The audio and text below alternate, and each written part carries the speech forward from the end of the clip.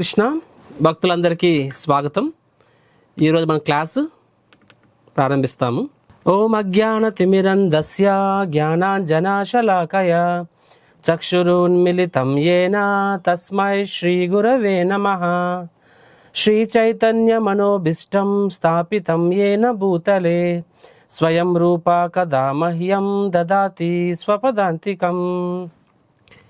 నమో ఓం విష్ణుపాదాయ కృష్ణప్రేష్ఠాయ భూతలే శ్రీమతే భక్తి వేదాంత స్వామిన్ ఇతి నామినే. నమస్తే సారస్వతీ దేవే గౌరవాణి ప్రచారిణే నిర్విశేష శూన్యవాది పాశ్చాత్య దేశతారిణే. హే కృష్ణ కరుణా సింధో దీనబంధో జగత్పతే గోపేశ గోపికా కాంత రాధా కాంత నమోస్తుతే. తప్త కాంచన గౌరాంగీ రాధే వృందావనేశ్వరి వృషభానుసుతే దేవి ప్రణమామి హరిప్రియే. వాంఛా కల్పతరుభ్యశ్చ కృపా సింధుభ్య ఏవ చ పతితానాం పావనేభ్యో వైష్ణవేభ్యో నమో నమః. జయ శ్రీ కృష్ణ చైతన్య ప్రభు నిత్యానంద శ్రీ అద్వైత గదాధర శ్రీవాసాది గౌరభక్తవృంద. హరే కృష్ణ కృష్ణ కృష్ణ హరే హరే హరే రామ రామ రామ హరే హరే. మూకం కరోతి వాచాలం పంగుం లంఘాయతే గిరిం యత్కృపాతమహం వందే శ్రీగురు దీనతారిణం పరమానంద మాధవం. కృష్ణ కృపామూర్తి శ్రీల ఏసీ భక్తివేదాంత స్వామి శ్రీ ప్రభుపాదకి జై. హరే కృష్ణ భక్తులందరికీ స్వాగతం. నిన్నటి క్లాస్లో మనము పురుషోత్తమ యోగము అనే అధ్యాయం చర్చించుకున్నాము. Very important chapter. సో నిన్న అధ్యాయంలో మనం చూసాం ఏ విధంగా ఈ భౌతిక ప్రపంచం అనేది మనకి విడుదల లాంటిది అనమాట, గెస్ట్ హౌస్ లాంటిది. అండ్ మన యొక్క ఒరిజినల్ హౌస్ ఎక్కడంటే భగవంతుని ధామం. సో భగవంతుడు మనకి భౌతిక లోకం ఆధ్యాత్మిక లోకం, భౌతిక లోకం యొక్క జనులు ఆధ్యాత్మిక లోకం యొక్క జనులు. అండ్ భౌతిక లోకంలో జీవి అనేవాడు ఏ విధంగా శరీరాలు మారుతున్నాడు అనే ఎగ్జాంపుల్ చర్చించుకున్నాము మనము. అండ్ భగవంతుడు అనేవాడు ఎలాగా జీవిని ఈ లోకంలో తన నమ్మని వాళ్ళని కూడా ఆయన ఎలా పోషిస్తున్నాడు, శారీరక స్థాయిలో మానసిక స్థాయిలో ఆత్మస్థాయిలో ప్రతి స్థాయిలో భగవంతుడే మనకి ఆధారం అని చూసామన్నమాట. రైట్, మనం చూసాం ఏ విధంగా శరీరాలు ఎలా మారుతుంటాయని చెప్పి. వాయువు అనేది తనతో పాటు గంధాన్ని తీసుకువెళ్తుంది. గంధం అంటే సువాసన కానీ దుర్గంధాన్ని కానీ సుగంధాన్ని కానీ. రైట్, సో వాయువు వేరు, గాలి వేరు, ఆ సుగంధం దుర్గంధం వేరు, సంబంధం లేదు. కానీ ఆ గాలి అనేది పూల తోట మీదుగా వెళ్ళినప్పుడు సుగంధం తీసుకెళ్తుంది, అదే పెంటకుప్ప మీదుగా వెళ్ళినప్పుడు దుర్గంధాన్ని తీసుకెళ్తుంది. అదే కాబట్టి ఒక ప్లేస్ నుంచి ఇంకో ప్లేస్కి వెళ్తున్నప్పుడు తనతో పాటు ఆ యొక్క సుగంధాన్ని లేకపోతే దుర్గంధాన్ని తీసుకెళ్తుంది. అదేవిధంగా ఆత్మ అనేది, ఆత్మకి ఈ యొక్క సూక్ష్మ శరీరానికి సంబంధం లేదు. కానీ ఆత్మ వివిధ శరీరాలు మారుతున్నప్పుడు పాత శరీరం యొక్క సటల్ బాడీ సూక్ష్మ శరీరాన్ని తనతో పాటు తీసుకువెళ్తుంది కొత్త శరీరానికి. అండ్ ఆ సూక్ష్మ శరీరం ఆధారంగా ఆ సూక్ష్మ శరీరంలో తన యొక్క చేతన మరియు కోరిక. సూక్ష్మ శరీరం అంటే ఏం కాదండి, ఇట్ ఈస్ మన బుద్ధి అహంకారం. అంటే నీ యొక్క కోరికలు, రైట్, తీరని కోరికలు మరియు మీ యొక్క కాన్షియస్నెస్ చేతన ఏ గుణాల్లో ఉన్నారు, దీని ఆధారంగా అలాంటి శరీరాన్ని భౌతిక ప్రకృతి ఇస్తుంది. రైట్, నిన్న క్లాస్లో నేను ఒక పంది గురించి చెప్పాను. రైట్, సుశీల ప్రభుపాద్ ఒక ఎగ్జాంపుల్ కూడా చెప్తారు. ఒకసారి ప్రభుపాద్ బీచ్లో నడుస్తూ వెళ్తున్నప్పుడు కొంతమంది జనాలు సముద్రం మధ్యలోని ఒక చిన్న ప్లేట్ దాని మీద నుంచి వాళ్ళు ఇలా తిరుగుతున్నారనమాట. ప్రభుపాద్కి అర్థం కాదు, ఏం చేస్తున్నారయ్యా అంటారు. అప్పుడు ప్రభుపాద్ శిష్యులు అంటారు, ప్రభుపాద్ దే ఆర్ సర్ఫింగ్ అంటారనమాట. ప్రభుపాద్ అంటారు సర్ఫింగా సఫరింగా అని చెప్పి. అదొక ఆట. ప్రభుపాద్ జనాలకి చాలా ఇష్టం ఆట ఆడడం అంటారనమాట. ప్రభుపాద్ అంటే జనాలకి నీళ్ళల్లో ఉండడం అంత ఇష్టం ఉంటే అలా వచ్చే జన్మల్లో జలచరాలు అవుతారని చెప్తారు ప్రభుపాద్ అనమాట. బికాస్ నీ యొక్క హోల్ ఆసక్తి దాని మీద ఉంది కాబట్టి. రైట్, సో లైక్ దిస్ కంక్లూజన్లో ఏం చెప్పాం, భగవంతుడు క్షరులు అక్షరులు తేడా చెప్పారు. అండ్ భగవంతుడు అనేవాడు క్షరులకి అక్షరులకి విభిన్నుడు. అండ్ ఆయన పురుషోత్తముడు. అండ్ ఆయన ఎలా తెలుసుకోగలమంటే భక్తి యోగ మార్గం ద్వారా తెలుసుకోగలమని చూసాం లాస్ట్ క్లాస్లో. రైట్, సో ఈరోజు మనం చర్చించుకోబోతున్న అధ్యాయం పేరు దైవ అసుర సంపద యోగము. దైవ అంటే డివైన్, దైవత్వము. అసుర అంటే డెమనాయిక్, డివైన్ అండ్ డెమనాయిక్ క్వాలిటీస్. ఇది అధ్యాయం పేరు. నిన్నటి అధ్యాయంలో మనము అశ్వత్థ వృక్షం గురించి చర్చించుకున్నాము. వేళ్ళు పైకి ఉన్నాయి, శాఖలు కిందకు ఉన్నాయని చెప్పి. అలా చర్చించుకున్నప్పుడు జీవి అనేవాడు వివిధ కొమ్మల మీద నుంచి ఇంకో కొమ్మల మీదకి, శాఖల మీదకి జంప్ కొడుతుంటాడని విన్నాము. అండ్ అక్కడ ఉన్న ఫలాలని అతను ఆరగిస్తాడని చెప్పాము. ఆ ఫలాలు అంటే ఏంటంటే, మంచి ఫలాలంటే దైవ గుణాలు, చెడు ఫలాలంటే అసురీ గుణాలు అనమాట. సో ఆ ఫలాల గురించి ఈరోజు కృష్ణుడు క్లాస్ చెప్తారు. అది కనెక్షన్ లాస్ట్ క్లాస్కి ఈ క్లాస్కి. So divine and demonic qualities.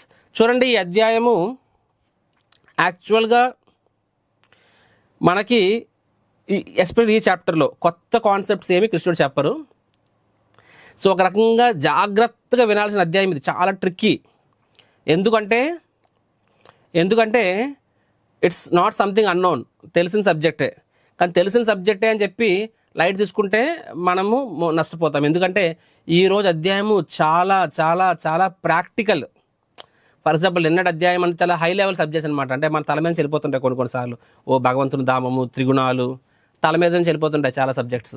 కానీ ఈరోజు సబ్జెక్ట్ అనేది ground level subject, very relevant subject and very practical subject. ఎంత ప్రాక్టికల్ అంత ప్రాక్టికల్ సబ్జెక్ట్ ఈరోజు. కాబట్టి సేమ్ టైం ఇందులో చాలా విషయాలు మాకు తెలిసిందంటే అనిపిస్తాయి, కానీ జాగ్రత్తగా వినండి.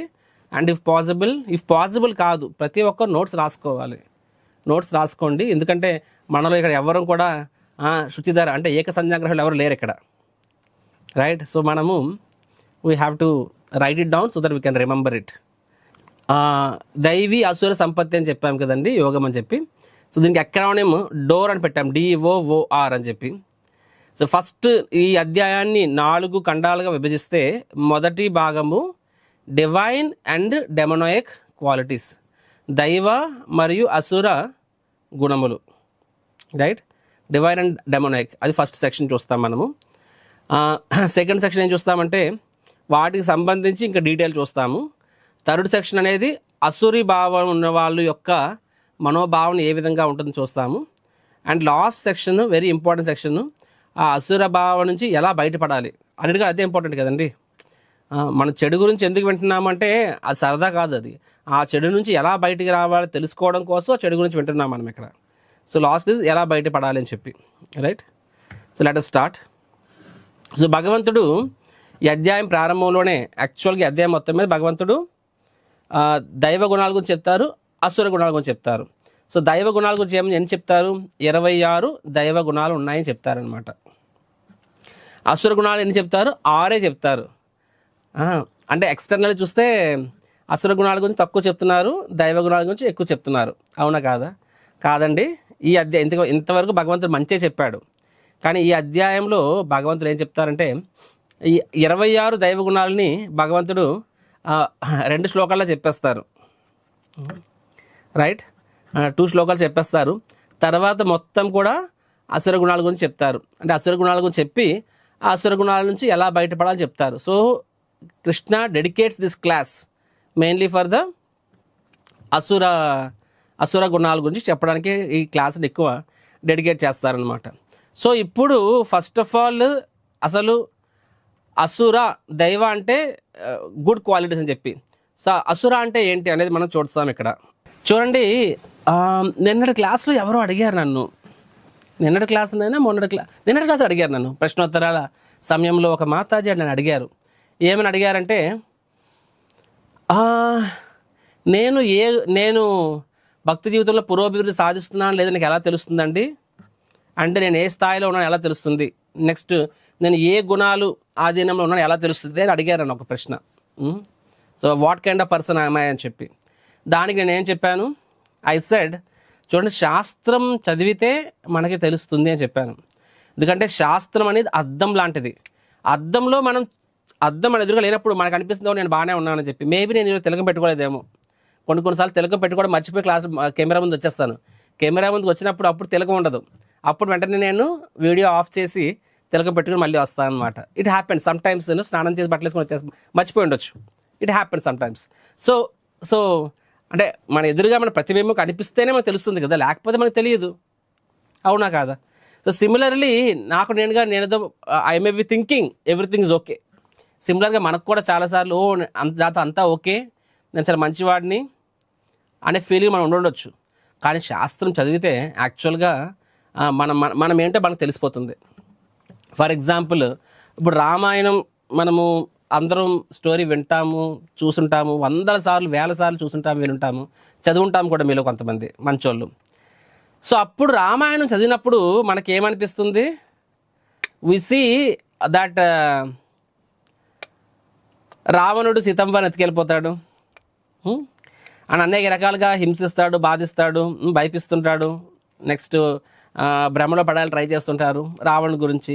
హనుమంతుడి గురించి చూస్తాం. హనుమంతుడు ఏ విధంగా రాముడికి ఎంతో సేవ చేశాడు, సీతమ్మ వారి జాడ కనుపెట్టాడు.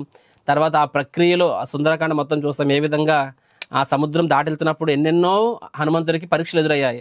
అన్ని పరీక్షల్ని జయించి హనుమంతుడు సీతమ్మ వారిని కనుక్కొని మళ్ళీ వెంటనే లంకను కాల్చి తిరిగి రాముడి దగ్గరకు వచ్చాడు. స్టోరీ అంతా మనం చూస్తాము. అని మనం అందరము ఎవరి పట్ల ఇన్స్పైర్ అవుతాము? హనుమాన్జీ పట్ల. జయ హనుమాన్ అంటామన్నమాట. అండ్ ఎవరు కూడా మనలో ఎవరు కూడా ఇప్పుడు హనుమాన్ అని పేరు పెట్టుకుంటామేమో, ఆంజనేయ అని పేరు పెట్టుకుంటామేమో, చిరంజీవి అని పేరు పెట్టుకుంటామేమో, అంజీ అని పేరు పెట్టుకుంటామేమో. అంతేగాని రావణ్, కుంభకర్ణ్ అలాంటి పేర్లు మనం పెట్టుకోము. So we don't use those names. అవునా కాదండి? రైట్. సో రావణుడు మన చిన్నప్పుడు నాకు బాగా గుర్తుకుంది. మా పోలీస్ క్వార్టర్స్లో మేము అందరం ఉండేవాళ్ళము. నాన్నగారు పోలీస్ అప్పుడు. సో ఒక టీవీ ఉండేది అనమాట ఆ మొత్తం క్వార్టర్స్ మొత్తానికి. అప్పుడు ఇలాగ ఒక సినిమా వచ్చినప్పుడు, విలన్ క్యారెక్టర్ వచ్చినప్పుడు ఆడవాళ్ళందరూ సచ్చినోడు అని చెప్పి అలాగా తిట్టుకునేవాళ్ళు అనమాట విలన్ క్యారెక్టర్ని. సో రావణాసుడు వస్తే వాడిని తిట్టుకునేవాళ్ళం. సో రావణాసుడు విలన్, హనుమాన్జీ హీరో. సిమిలర్గా ప్రహ్లాదుడు హీరో, హిరణ్యకశిపుడు విలన్. ఇవన్నీ చూసినప్పుడు మనకేమనిపిస్తుంది? మనల్ని మనం హీరోతో ఐడెంటిఫై చేసుకుంటాం బై డిఫాల్ట్. ఏం చూసినా సరే. సో మనల్ని హనుమాన్జీతో ఐడెంటిఫై చేసుకుంటాము. హనుమాన్ గెలిస్తే మనం గెలిచినట్టు ఫీల్ అవుతాము, హనుమాన్ ఓడిపోతే మనం ఓడినట్టు ఫీల్ అవుతాము. ఎగ్జాంపుల్ చెప్తున్నా మీకు.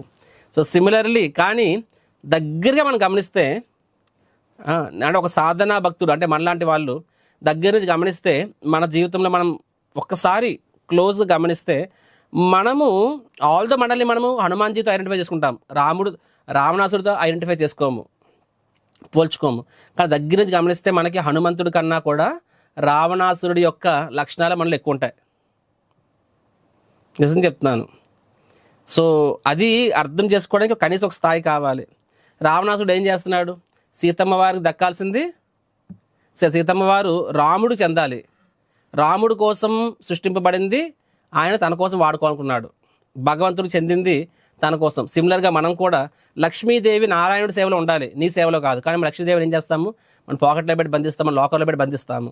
రావణాసురుడు సీతమ్మ వారి లక్ష్మీదేవియే కదా. సీతమ్మ వారిని అశోక వాటిలో బంధించాడు. మనమేమో మన యొక్క అశోక్ లేలాండ్ ఏదో ఫ్రిడ్జ్లో మనం గోద్రేజ్ బీరోలో పెట్టి బంధిస్తున్నాం అనమాట. మనం అలాగా వాళ్ళు అశోక్ వాటిలో బంధించారు, మనం యాక్సిస్ బ్యాంక్లో బంధిస్తున్నాం. ఇలాగా తన స్వార్థం కోసం వాడుకోవాలనుకున్నాడు లక్ష్మీదేవిని. మనం కూడా మన స్వార్థం కోసం. హనుమంతుడు ఏం చేస్తున్నాడు? లక్ష్మీదేవిని నారాయణుడితో కలిపాడనమాట. సో భక్తుడు అనేవాడు లక్ష్మీదేవిని నారాయణ సేవలో వినియోగిస్తాడు. సో దగ్గర గమనిస్తే మనలో హనుమంతుడి క్వాలిటీస్ కన్నా కూడా రావణాసుడి క్వాలిటీస్ ఎక్కువ ఉండొచ్చు. రైట్. సో కాబట్టి దానికి కొంచెం శ్రద్ధగా వినడం అవసరం. అదర్వైజ్ బై డిఫాల్ట్ మనము ప్రతి మగాడు సినిమా చూసినప్పుడు తను హీరోతో ఐడెంటిఫై చేసుకుంటాడు, ప్రతి ఆడది హీరోయిన్తో ఐడెంటిఫై చేసుకుంటాడు. ఎవడు కూడా విలన్తో ఐడెంటిఫై చేసుకోడు. బట్ మేబీ విలన్ క్వాలిటీస్ మనలో ఎక్కువ ఉన్నాయేమో. రైట్. సో ఈరోజు మనం ఈ చాప్టర్ చదివినప్పుడు మనము నిజాయితీగా ఉండాలండి. నిజాయితీగా ఉన్నప్పుడు మనకి చాప్టర్ బాగా అర్థమవుతుంది. సో మనం చూద్దాం. భగవంతుడు చెప్తాం. భగవంతుడు ఏం చెప్తా? ఫస్ట్ దైవీ మరియు అసుర గుణాలు, అసలు ఏంటి ఆ గుణాలు, తర్వాత అవి ఎలా వృద్ధి చెందుతాయి, ఒక మనిషిలో మంచితనం ఎలా పెరుగుతుంది, ఒక మనిషిలో చెడుతనం ఎలా పెరుగుతుంది, ఎందుకు పెరుగుతుంది, నెక్స్ట్ దాని యొక్క పరిణామం, కన్సిక్వెన్సెస్, అండ్ నెక్స్ట్ సమాజం బాగుండాలంటే ఎలాగ పరిష్కారం ఏమిటి, అంటే దైవీ గుణాలను ఎలా పెంచుకోవాలి, అసురీ గుణాలు ఎలా తగ్గించుకోవాలి అనేది యాక్చువల్గా ఈ యొక్క అధ్యాయం యొక్క ముఖ్య సారము. సో చెప్పాలంటే వెరీ ప్రాక్టికల్. ఇక్కడ భగవంతుడు హై లెవెల్ థింగ్స్, తన ధామం గురించి, త్రిగుణాల గురించి పెద్ద ఎక్కువే మాట్లాడరు. గ్రౌండ్ లెవెల్ రియాలిటీస్ మాట్లాడుతున్నారు భగవంతుడు ఇక్కడ. సో ఫస్ట్ దైవీ ఆర్ డిమోనాయిక్. రైట్. సో దైవ గుణాలు భగవంతుడు 3 శ్లోకాల్లో చెప్తున్నారండి. ఏమని చెప్తున్నారంటే ఆధ్యాత్మిక అవగాహనలో, రైట్, ఆధ్యాత్మిక జీవితంలో పురోభివృద్ధి సాధించడానికి దోహదపడతాయి. ఏంటంటే దైవ గుణాలు, శ్రీ భగవానుడు పలికెను, ఓ భరతవంశీయుడ, భయరాహిత్యము, స్వీయ స్థితి పవిత్రీకరణము, ఆధ్యాత్మిక జ్ఞాన సముపార్జనము, దానగుణము, ఆత్మనిగ్రహము, యజ్ఞాచరణము, వేద అధ్యయనము, తపస్సు, సరళత్వము, అహింస, సత్యసంధత, క్రోధరాహిత్యం, త్యాగం, శాంతి, ఇతరుల దోషములు ఎన్నకుండుట, జీవులందరి ఎడ దయ, లోభరాహిత్యం, మృదుత్వం, సిగ్గు, దృఢనిశ్చయం, తేజము, క్షమ, ధైర్యము, శుచిత్వము, అసూయ రాహిత్యము, గౌరవ వాంఛ లేకుండుట అను దివ్య గుణములు దైవీ స్వభావమును కలిగిన దివ్యుల యందు ఉండును. మొత్తం ఇక్కడ భగవంతుడు 26 గుణాల గురించి చెప్పారండి. సో స్వామి ఇక్కడ చెప్తున్న ఈ గుణాలు ఏంటంటే ఇవి యాక్చువల్గా దైవీ గుణాలు అంటే this is not actually spiritual qualities. ఇవి స్పిరిచువల్ కాదండి, ఇది గుడ్నెస్, సత్వగుణ. సో దైవీ గుణములు అంటే సత్వగుణంలో ఉండేవారి యొక్క గుణాలు. 15వ అధ్యాయంలో 12వ అధ్యాయంలో కూడా భగవంతుడు అక్కడ కూడా చెప్తారు, 20 చెప్తారు అక్కడ, 20 గుణాలని చెప్పి. సో అవి డైరెక్ట్లీ స్పిరిచువల్, అంటే ఆ లక్షణాలు నా భక్తుల్లో నాకు అవి నచ్చుతాయని చెప్పారు, రైట్. సో ఇక్కడ ఇవి గుణాలు ఏంటంటే ఇవి సత్వగుణంలో ఉండే వాళ్ళకి ఈ గుణాలు ఉంటాయి. సో సత్వగుణం అనేది నిన్ను అది నిన్ను భగవంతుడి దగ్గర తీసుకెళ్ళలేదు. కానీ సత్వగుణం అనేది నిన్ను అది నీకు, సత్వగుణం అనేది భక్తి కాదు, ఫర్ ఇన్ఫర్మేషన్. కానీ సత్వగుణం అనేది నీకు భక్తి జీవితం చాలా ఉపయోగపడుతుంది. సో ఈ గుణాలు అనేవి నీ భక్తి జీవితం చాలా ఉపయోగపడతాయి. ఎందుకంటే సత్వగుణం నుంచే శుద్ధ సత్వానికి వెళ్తాం మనము. నేను చెప్పాను కదండి, ఫ్లైట్ అనేది, ఏరోప్లేన్ అనేది అలాగ రన్వే మీద వెళ్తుంది. రన్వే మీద వెళ్ళి నెమ్మది పైకి లెగుస్తుంది అనమాట. ఆ రన్వే లేకపోతే సడన్గా ఇలా ఉండేది, ఇలా పైకి లెగిసిపోలేదు ఏరోప్లేన్ అనేది, అవునా కాదా? సో సత్వగుణం అనేది రన్వే, అది నీ భక్తి జీవితానికి ఉపయోగపడుతుంది, చాలా ఉపయోగపడుతుంది. సో దైవీ గుణాలు అంటే సత్వగుణంలో ఉన్న గుణాలు. నెక్స్ట్ ఆసురీ గుణాలు అంటే రజస్ తమస్ గుణాలు అనమాట. పర్ఫెక్ట్. సో ఇక్కడ భగవంతుడు ఇక్కడ 26 చెప్తున్నారు కదండి. ఇక్కడ 26 ఇప్పుడు మనం ఒక్కొక్కటి చూస్తాం, అన్నీ చూడలేకపోవచ్చు. చూడాలంటే ఈ ఒక్క శ్లోకానికే 2 గంటలు పడుతుందండి. కానీ చెప్తాను ఇక్కడ. కానీ ఇక్కడ భగవంతుడు, మీ దగ్గర భగవద్గీత ఉంటే ఒకసారి ఆ భాష్యాన్ని చదవండి. ప్రభుపాదుల వారు అద్భుతమైన భాష్యాన్ని రాశారు. అందుకనే మనకి ఆచార్యులు అనేవాళ్ళు అవసరం. ఎందుకంటే వాళ్ళు భగవంతుడు ఏం చెప్పారో దాన్ని ఎలా అర్థం చేసుకోవాలో మనకు చెప్తారు. ఇక్కడ భగవంతుడు ఏదైతే చెప్పారో ఇవి అందరికీ అవసరమే గుణాలు. కానీ వివిధ ఆశ్రమంలో ఉన్న వాళ్ళకి వివిధ స్థాయిల్లో అవసరం అవుతాయి. 4 ఆశ్రమాలు ఏంటండి? బ్రహ్మచారి, గృహస్థ, వానప్రస్థ, సన్యాస. ఆధ్యాత్మిక జీవితంలో 4 ఆశ్రమాలు, భౌతిక జీవితంలో 4 వర్ణాలు. సో ఇది ఆధ్యాత్మిక జీవితం గురించి కాబట్టి 4 ఆశ్రమాలు అనమాట. ఇక్కడ చూస్తే ఫస్ట్ ఏంటి? భయరాహిత్యము అని భగవంతుడు చెప్పారు. సో భయరాహిత్యం అంటే ఫ్రీ ఫ్రమ్ ఫియర్. సో భయరాహిత్యం ఎప్పుడు ఉంటుంది? సంపూర్ణంగా భగవంతుని మీద ఆశ్రయం పొందినప్పుడు మాత్రమే భయరాహిత్యం ఉంటుంది. సో ఈ గుణము ముఖ్యంగా ఎవరికి ఉద్దేశించిందండి అంటే సన్యాసులకి. సన్యాసి అనేవాడు రేపటి పరిస్థితి గురించి ఆలోచించడు, తన గురించి తను ఆలోచించుకోడు. ఇప్పుడేమవుతుంది, అప్పుడేమవుతుంది, రేపు పొద్దున్న నాకు డబ్బులు లేకపోతే ఏమవుతుంది, పదవి లేకపోతే ఏమవుతుంది, లేకపోతే ఆరోగ్యం లేకపోతే ఏమవుతుంది, వాటి గురించి ఆలోచించడు. సంపూర్ణంగా భగవత్ శరణాగతి తీసుకుని ఉంటారనమాట. కాబట్టే వాళ్ళు వేరే వాళ్ళకి దారి చూపించగలరు. సన్యాసి అనేవాడిని చూసి మిగతా 3 ఆశ్రమాలు ప్రేరణ పొందుతాయి. ఆయన చూడండి ఎంత ధైర్యంగా ఉంటాడు, భగవంతుని మీద సంపూర్ణంగా ఆధారపడి ఉంటారు. అది చూసి మనకు కూడా అలాంటి ఫీలింగ్ కలుగుతుంది అనమాట సన్యాసం చూసినప్పుడు. సో ఈ భయరాహిత్యం అనేది ఎవరికి? ముఖ్యంగా అందరికీ ఉండాలి. అందరం కూడా భగవంతుని మీద ఆధారపడి ఉండాలి, అంతే తప్ప భౌతికమైన పరిస్థితుల్లో బట్టి కాదు. మన ధైర్యము భగవంతుడు, మన ధైర్యం స్వామి. కానీ సన్యాసులకైతే 100%, రైట్. గృహస్థులు ఉన్నారు, వాళ్ళకి కూడా ధైర్యం ఉండాలి. కానీ వాళ్ళకి బ్యాంక్ బ్యాలెన్స్ అంటూ ఒకటి ఉంటుంది, ఇల్లు అంటూ ఒకటి ఉంటుంది, అసెట్స్ ఉంటాయి, రిలేటివ్స్ ఉంటారు. అవసరం, గృహస్థ ధర్మం ప్రకారం అవసరం. ఎందుకంటే వాళ్ళు 100% భగవంతుని మీద ఆధారపడి ఉండడం వాళ్ళ కష్టం. వాళ్ళకి వేరే ఆధారాలు కూడా కొంతలో ఉంటాయి. కానీ సన్యాసి అనేవాడికి వేరే ఏ ఆధారం కూడా ఉంచుకోడు కూడా. సన్యాసి అనేవాడు తన దగ్గర ఇప్పుడు డబ్బులు ఉంచుకోడు, భౌతికమైన వాటిల్ని మీద ఆధారపడ్డు కూడా.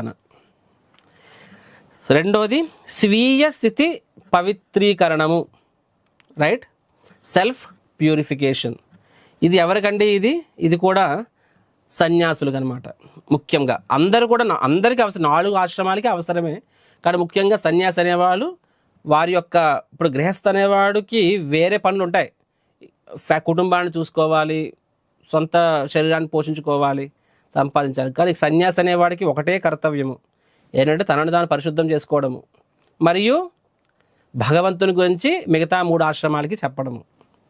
అది మాత్రమే సన్యాసి. Self purification and distribution of knowledge, right.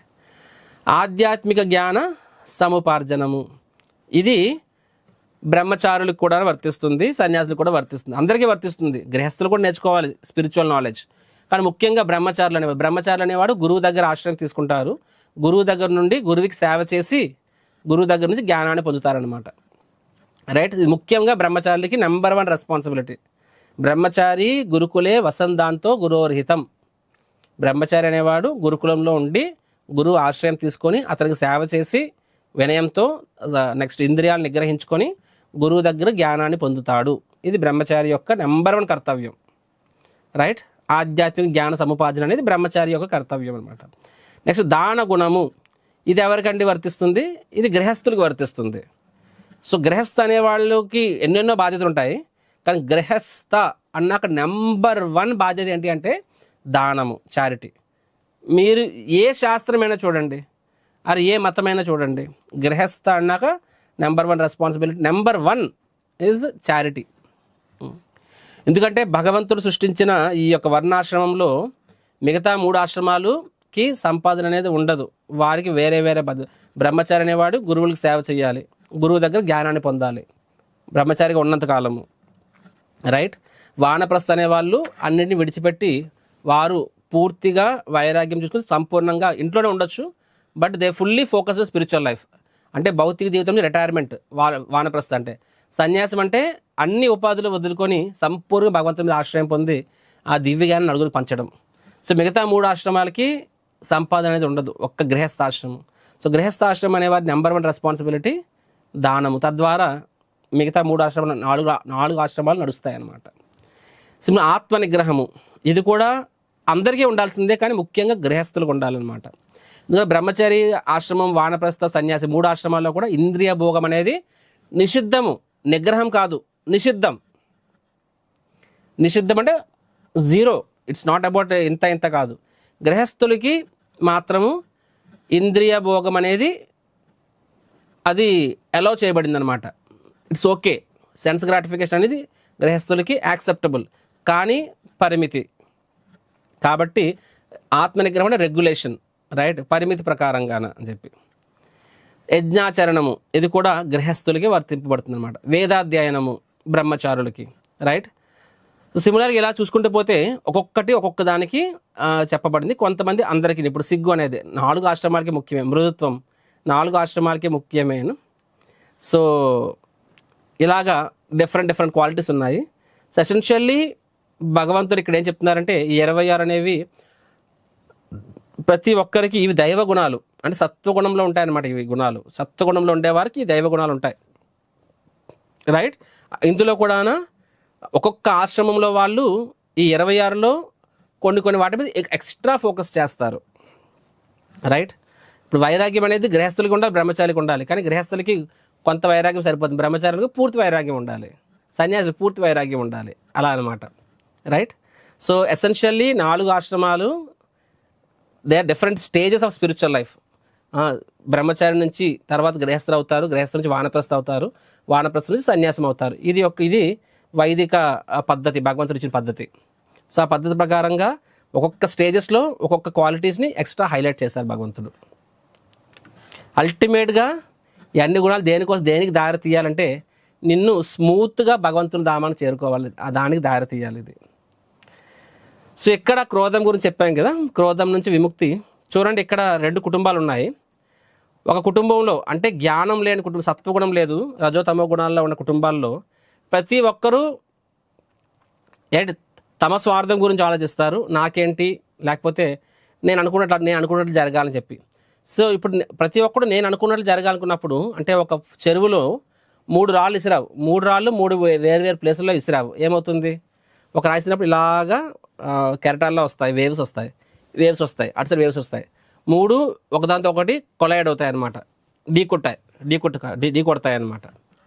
ఎందుకంటే 3 కేంద్రాలు, 3 పవర్ సెంటర్స్, అవునా కాదా? ఇప్పుడు రాజకీయాల్లో కూడా వింటాము, మల్టిపుల్ పవర్ సెంటర్స్ క్లాషెస్ వస్తాయన్నమాట.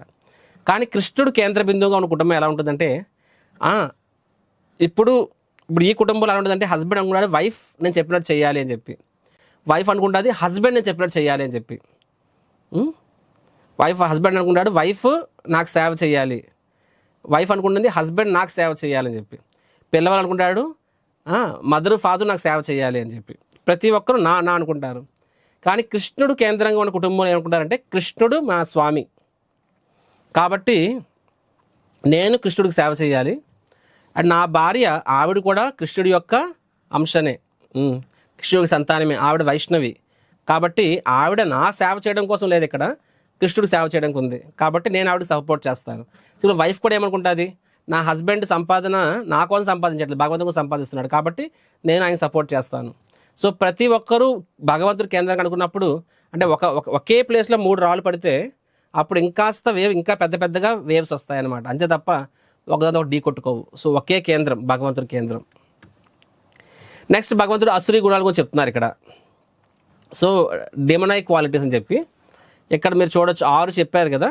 ఏంటంటే 6: పొగరు, అజ్ఞానము, దురహంకారము, క్రోధము, పరుషత్వము, గర్వము అని చెప్తున్నారనమాట. ఎసెన్షియల్లీ ఆ శ్లోకం ఏంటంటే, దంభో దర్పో అభిమానశ్చ క్రోధో పారుష్యమేవ చ అజ్ఞానం చాభిదాతస్య పార్థ సంపదిం ఆసురిం.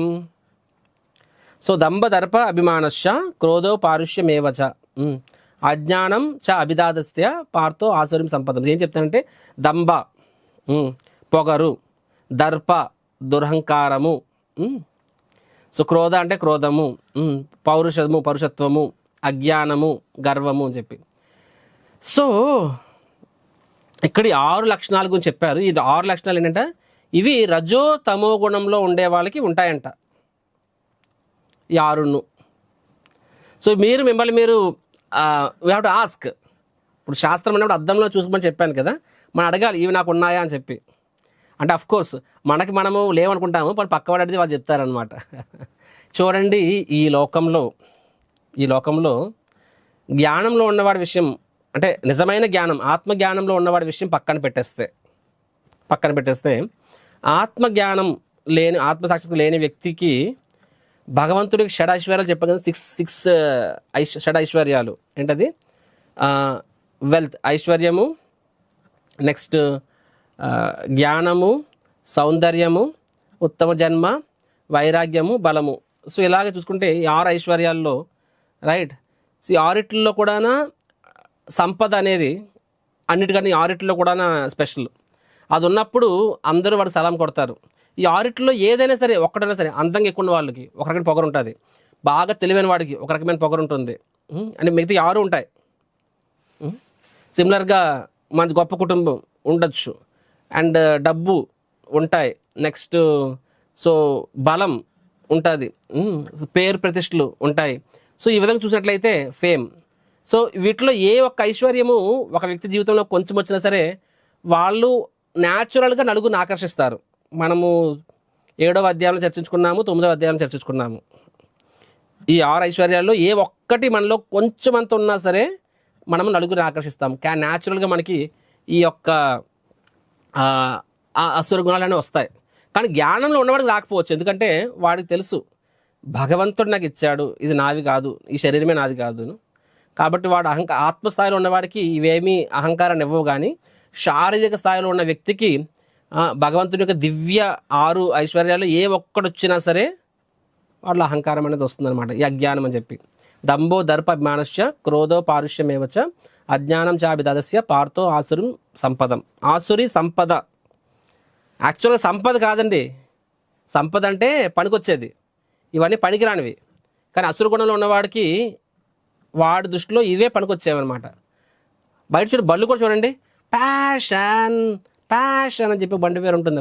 నాకు అనిపించింది ఏం పేరు పెట్టారా అని చెప్పి. ప్యాషన్ అంటే ఒక కామం.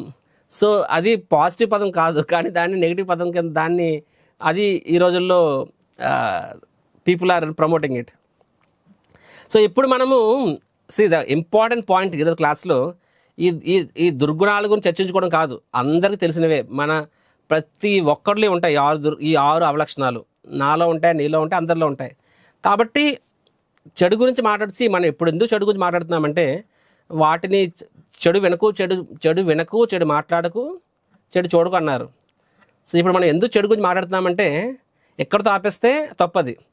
మనము ఆ చెడు లక్షణాల గురించి విన్నాము, కానీ వాటి గురించి ఎలా బయటికి రావాలనేది ముఖ్యం మనకి. చూడండి, ఏ సమస్య అయినా సరే, మనలో కూడా మనం అనుకుంటాం ఏం సమస్య లేదని చెప్పి, కానీ డాక్టర్ దగ్గర చెప్తాడు, అరే నీకు బోర్డని ప్రాబ్లమ్స్ ఉన్నాయరా అని చెప్పి. సిమిలర్గా శాస్త్రం చదివితే తెలుస్తుంది మనకు చాలా ప్రాబ్లమ్స్ ఉన్నాయని చెప్పి, నాలో అన్ని దుర్గుణాలు ఉన్నాయని చెప్పి.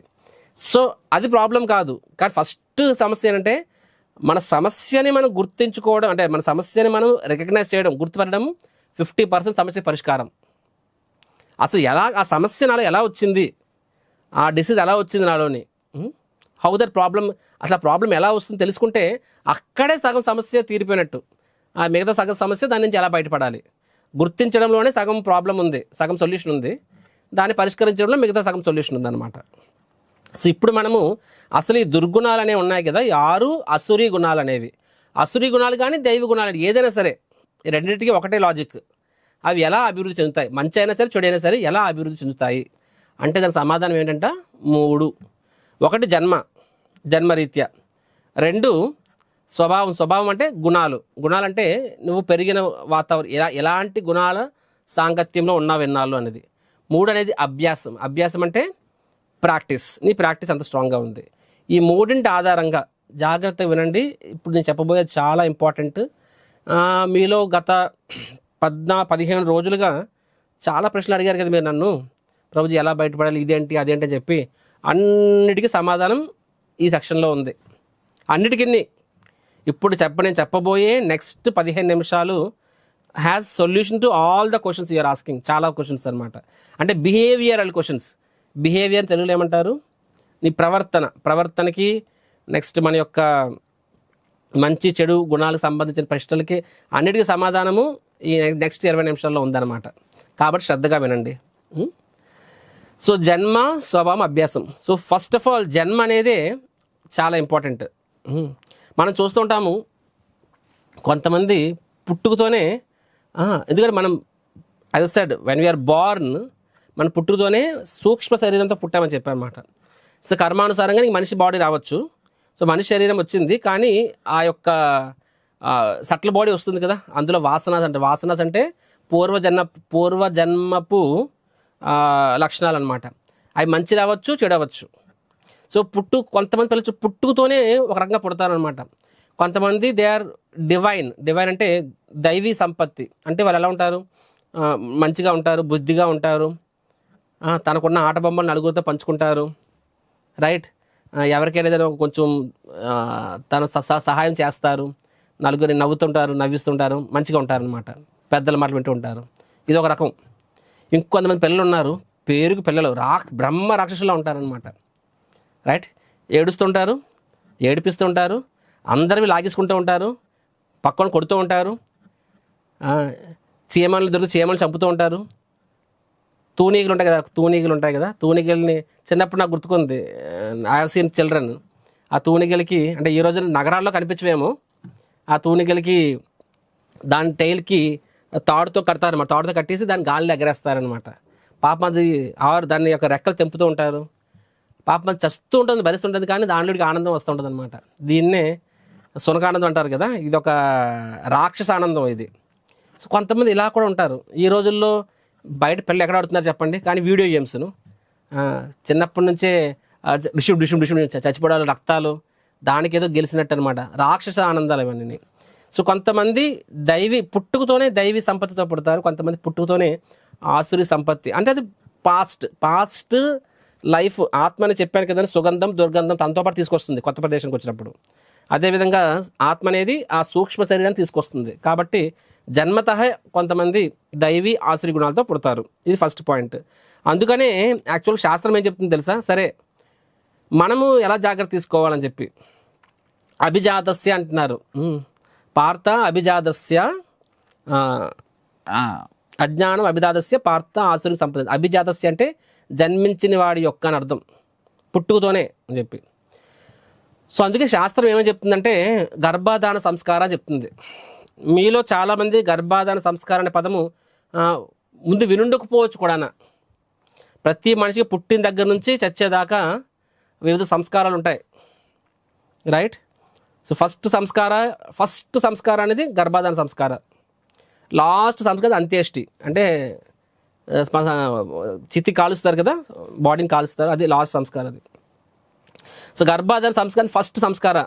తర్వాత సీమంతం, తర్వాత నామకరణం, తర్వాత కర్ణభేది, రైట్? నెక్స్ట్ జంజు, ఇలా రకరకాల సంస్కారాలు ఉంటాయి. పుట్టిన అన్నప్రాసన, రకరకాల సంస్కారాలు ఉంటాయి అన్నమాట. ఫస్ట్ సంస్కారం గర్భాధాన సంస్కారం. శాస్త్రం ఏం చెప్తుంది, భాగవతం ఏం చెప్తుంది?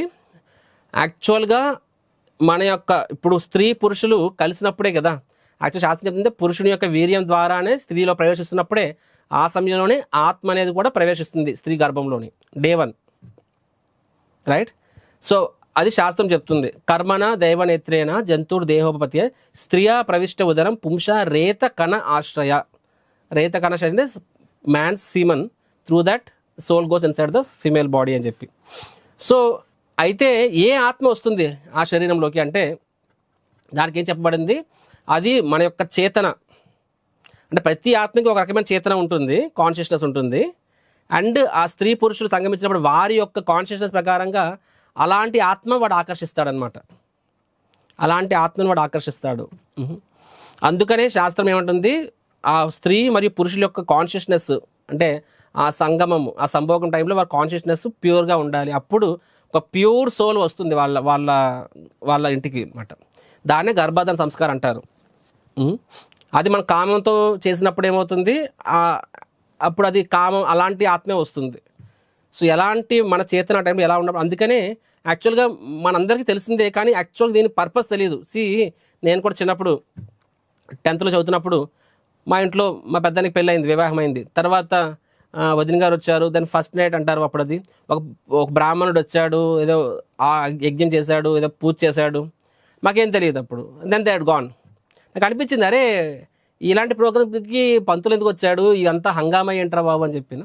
మరి తర్వాత తెలిసింది ఇస్కాన్కి వచ్చినప్పుడు యాక్చువల్గా చాలా పవిత్రమైన వర్క్. అంటే మనము భగవంతుని ప్రార్థిస్తున్నాము, ఒక పుణ్యాత్మ మా ఇంట్లోకి ప్రవేశించాలని చెప్పి ప్రతి ఒక్కరు కోరుకుంటాడు.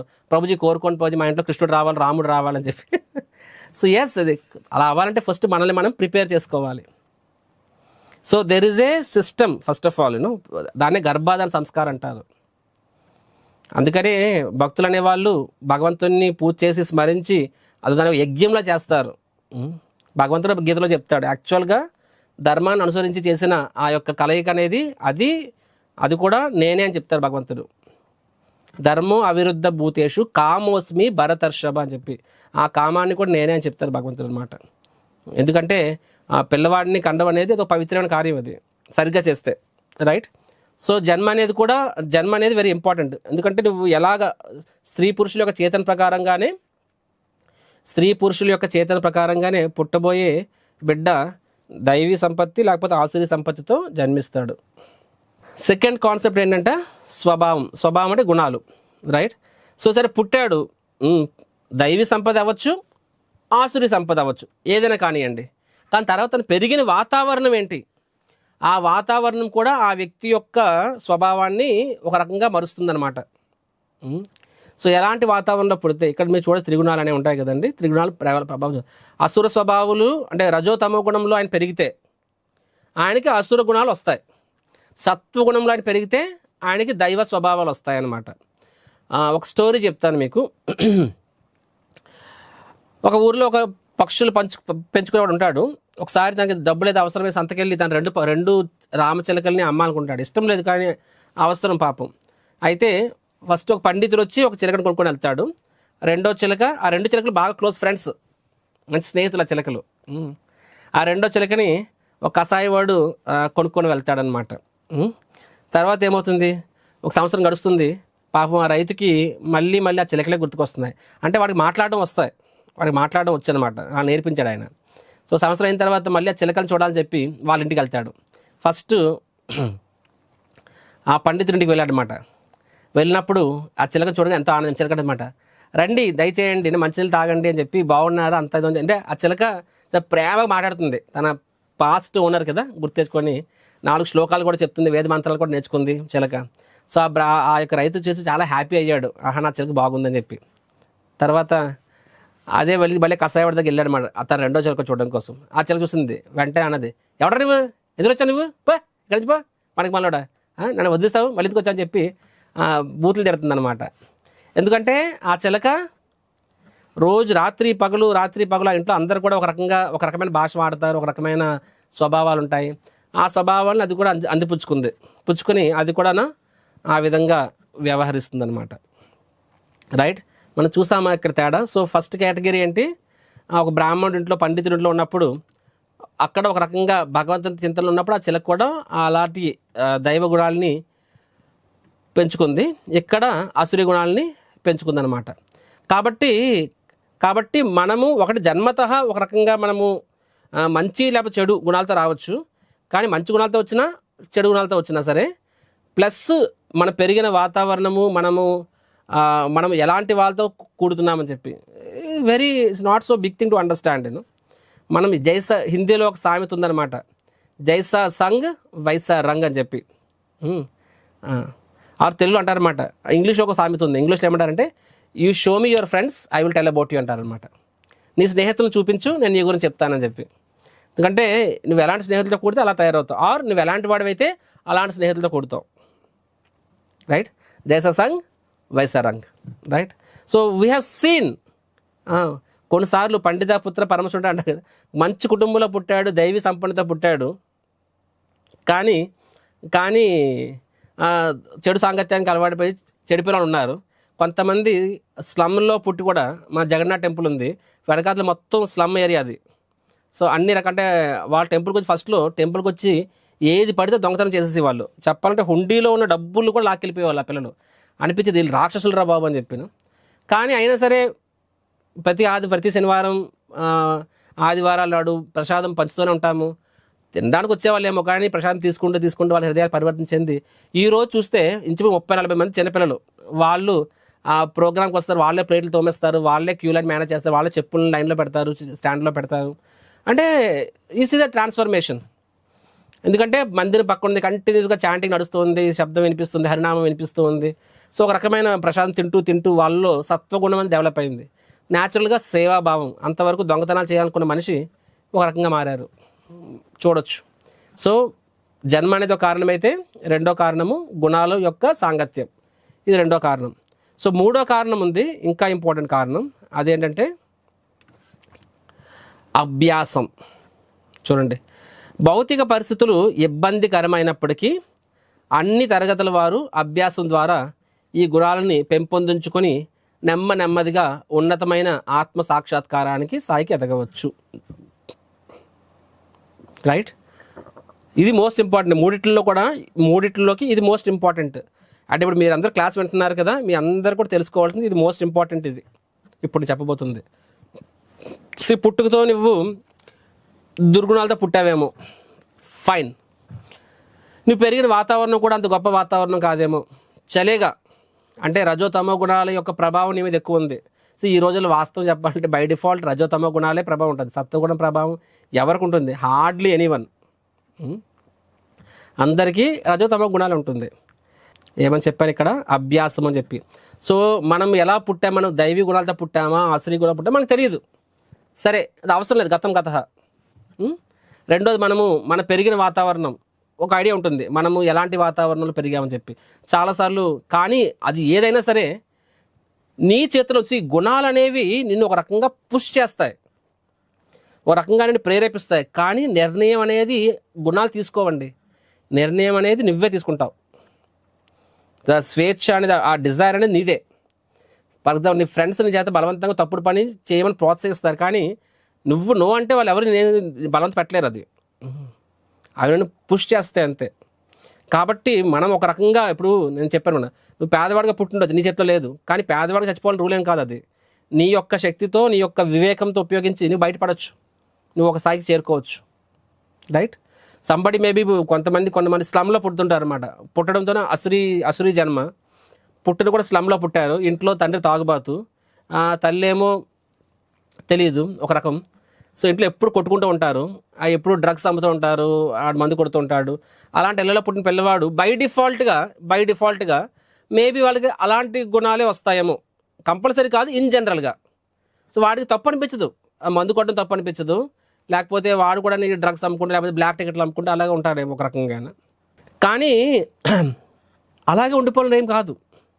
బట్ ఆ వ్యక్తికి అప్పుడు కూడా మార్పు అనేది నేను మారాలి అనుకున్న రోజు నాడు అభ్యాసం ద్వారా you can always change. And we have so many qualities. అతనికి ఏదో ఒక పూర్వజన్మ సుకృతం కావచ్చు, లేకపోతే భక్తుల యొక్క అపారమైన కృప కావచ్చు. ఒక సరైన వ్యక్తి ఆయన జీవితం తగిలినప్పుడు అన్ని బ్యాక్లాగ్స్ అన్నీ కూడా కన్నా పాజిటివ్ అవుతుంది. నారదముని తీసుకోండి. నారదముని వాల్మీకి ఒక బోయవాడు, వాల్య గౌడ, ఒక బోయవాడు. ఆయన జంతువులను చంపుతూ ఆ విధంగా తన మనుగడ సాగించేవాడు. కానీ నారదముని సాంగత్యం వల్ల, అంటే ఆయన యొక్క జన్మ చూడండి, కొంతమంది ఒక రకంగా పుడతారు పాపం, వాళ్ళకి వేరే ఆప్షన్ లేదు. కొంతమంది ఒకప్పుడు ఎలా ఉండేవంటే వేశ్యలు అని అంటారు కదా, వాళ్ళు చెడ్డోళ్ళేం కాదు వాళ్ళు, కానీ వాళ్ళు పుట్టుకతోనే అలాంటి కుటుంబాలు పుట్టారు పాపం. వాళ్ళ పాపం జన్మ కాబట్టి ఆ పాపం చేయకపోతే వాళ్ళు బతకలేరు వాళ్ళు పాపం. సో ఒక రకమైన పరిస్థితి. సో జన్మతః కర్మతః పాపపు జన్మ. కానీ ఒక సాధువు యొక్క సాంగత్యం వలన అతనిలో మార్పు వచ్చింది. అతను రామ అని చెప్పమంటే రామ అని పదం కూడా పలకలేదు దానికి పాపం. ఎందుకంటే పాపాత్ములకి కొన్నిసార్లు అర్థం కూడా కాదు. కాబట్టి వాళ్ళని కూడా రామ అని పలకలేకపోతే మరా అని పలకమని చెప్తారు, మరా అని చెప్పి. సో మరా అని పలుకుతారు. సో మరా అని అంటే మరా అన్నా సరే రామ రామ. సో రామ వెళ్ళి ఫైనల్గా ఎంత పవిత్రత, చివరికి రాముడు భక్తుడు రావడమే కాకుండా రామాయణం రచించిన ఆది కవి వాల్మీకి ఋషి. సో అంత గొప్ప ఋషి గురించి గతం ఎందుకు చెప్పారంటే, ఇప్పుడు కొన్నిసార్లు మన గతం చెప్పుకోవడం వల్ల జనాలు మనల్ని తక్కువ చేయొచ్చు కదా. కానీ ఎందుకు వాళ్ళు గతం గురించి చెప్పారు అంటే, తన స్థాయిని తగ్గించుకోవడం కాదు అక్కడ, యాక్చువల్గా భగవంతుని నామం యొక్క స్థాయిని పెంచడం. భగవంతుని నామం ఎంత గొప్పదో తెలుసుకోవడం కోసము మనము చూడొచ్చు. Right. So this is the power. So అభ్యాసం ద్వారా ఏదైనా సాధ్యమవుతుంది. ఇప్పుడు నా ఎగ్జాంపుల్ తీసుకున్నా సరే, at one point of time, so నేను కూడా ఐఐటి వెళ్ళినప్పుడు ఓకే, నేను I was like a topper. So okay, నేను పెద్ద ఉద్యోగం కొట్టాలి అండ్ మా ఫ్యామిలీ అంతా తెలియాలి, చుట్టాలని తెలియాలి, నేనే టాప్ నెంబర్ 1 అన్నట్టుగానా. సో టిపికల్గా ఒక రకమైన కోరికలు, స్వార్థం అందరిలాగానే. Right. But when I met devotees, భక్తుల్ని కలిసిన తర్వాతను, so I was understood actually actual life అంటే ఏంటని చెప్పి. సో తర్వాత అప్పుడు నా ఇంటెలిజెన్స్ ఉపయోగించుకొని, నా స్వార్థం కోసం నా ఇంటెలిజెన్స్ ఉపయోగించుకోవాలనుకునేవాడిని. ఇప్పుడు అదే ఇంటెలిజెన్స్ని నేను నలుగురి కోసం ఉపయోగిస్తున్నా. ఒకప్పుడు ఎలా ఉండేవాళ్ళం అంటే, కాలేజ్ చదువుతున్నప్పుడు కానీ, కోచింగ్ చదువుతున్నప్పుడు కానీ, మన నోట్స్ వేరే వాళ్ళకి ఇచ్చేవాళ్ళం కాదు. అమ్మ నా నోట్స్ ఇచ్చేస్తే వాడు బాగా చదివేస్తాడు, వాడికి కూడా మార్కులు వచ్చేస్తాయని చెప్పి ఈర్ష్య ద్వేషాలు అనేవి. వాడికి నేను కూడా అతిథుని కాదు. నా నోట్స్ నేను రాసుకున్న నోట్స్ షేర్ చేసుకునేవాడిని కాదు. నా నోట్స్ నేను షేర్ చేసుకునేవాడిని కాదు. అలాంటిది నా నోట్స్ నలుగురికి ఇచ్చేవాడిని కాదు. అలాంటిది ఈరోజు నా జీవితాన్ని నలుగురికి ఇస్తున్నాను. ఈరోజు నేను నోట్స్ షేర్ చేసుకోవడానికి నాకు మనసు ఒప్పేది కాదు, మొత్తం నా జీవితాన్ని ఇవ్వడానికి మనసు ఒప్పుతుంది. మనసు ఒప్పడమే కాదు, నాకు ఎంతో ఆనందంగా ఉంది, ఎంతో అదృష్టంగా ఫీల్ అవుతున్నాను అనమాట. సో ఎలాగిది, how this happens by association. So అభ్యాసం అంటే బై ప్రాక్టీస్. ఒక్కరోజు రాలేకపోవచ్చు నాకు ఇది, కానీ సాంగత్యం వలన, ఒక మంచి సాంగత్యం వలన ఏమైంది, నెమ్మదిగా సద్గుణాలు అనేవి నెమ్మదిగా జీవితంలో రావడం స్టార్ట్ అవుతాయి అన్నమాట. సో ఆ యొక్క నెగిటివ్ అసురీ గుణాలు నెమ్మదిగా పోవడము, దైవీ గుణాలు నెమ్మదిగా రావడము. And eventually you will realise, ఒకరోజు వెనక్కి తిరిగి చూసుకుంటే నేనేనా ఒకప్పుడు అలా ఉండేవాడినా అని మనమే అనిపిస్తుంది. రైట్. సో ఇది అంతా ఎలా సాధ్యమైంది, ఒక గురువు అనేవాడు నీ జీవితంలో ప్రవేశించినప్పుడు నీ అదృష్టం బాగుండి అలాంటి గురువుకి నువ్వు ఆసక్తుడు అయితే అతడు నువ్వు ఎలాంటి జన్మైనా కానీ, ఎలాంటి నీ యొక్క పుట్టుక కానీ, నీ పెంపకం అంటే నీ యొక్క గ్రోత్ కానీ ఏదైనా సరే ఇవేవి కూడా మనల్ని ఆపలేవు. మనకి ఆ సాధన, ఆ అభ్యాసం అనేది ఉన్నప్పుడు సో అసోసియేషన్ అందుకు అంత ఇంపార్టెంట్. అందుకని ఇంపార్టెంట్ అనమాట, రైట్? సో శాస్త్రంలో ఎంతలా వస్తుందంటే ఈవెన్ ఒక శునక మాంసం తినేవాడు కూడా, అంటే శునక మాంసం తింటాడంటే వాళ్ళ జాతి వాళ్ళని మ్లేచ్చులు అంటారనమాట. కుక్క మాంసం ఎవరు తింటారండి?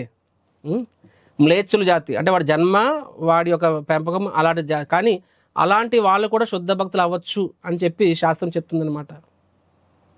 ఎలాగవుతుంది అంటే ఒక గురువుని ఆశ్రమం తీసుకున్నప్పుడు గురువు చెప్పినట్టుగా సాధన చేయడం ద్వారా ఏమవుతుంది, వాడి హృదయం పరివర్తన చెందుతుంది, రైట్? సో కానీ వాళ్ళ యొక్క జన్మ మరియు వారి యొక్క స్వభావము అసురీ స్వభావం అయితే వాడికి ఎక్కువ కష్టపడాలి.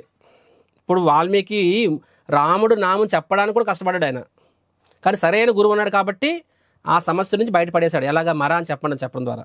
సిమిలర్గా కొన్నిసార్లు దైవీ గుణాలతో వచ్చి ఉండొచ్చు. నెక్స్ట్ వారి యొక్క జీవితం కూడా సత్వగుణంలోనే లక్షణాలు ఉండొచ్చు. అలాంటి వారికి కొంచెం ఈజీగా వెళ్ళిపోతారు, చెప్పే ఫ్లైట్ ఈజీగా టేకఫ్ అవుతుంది.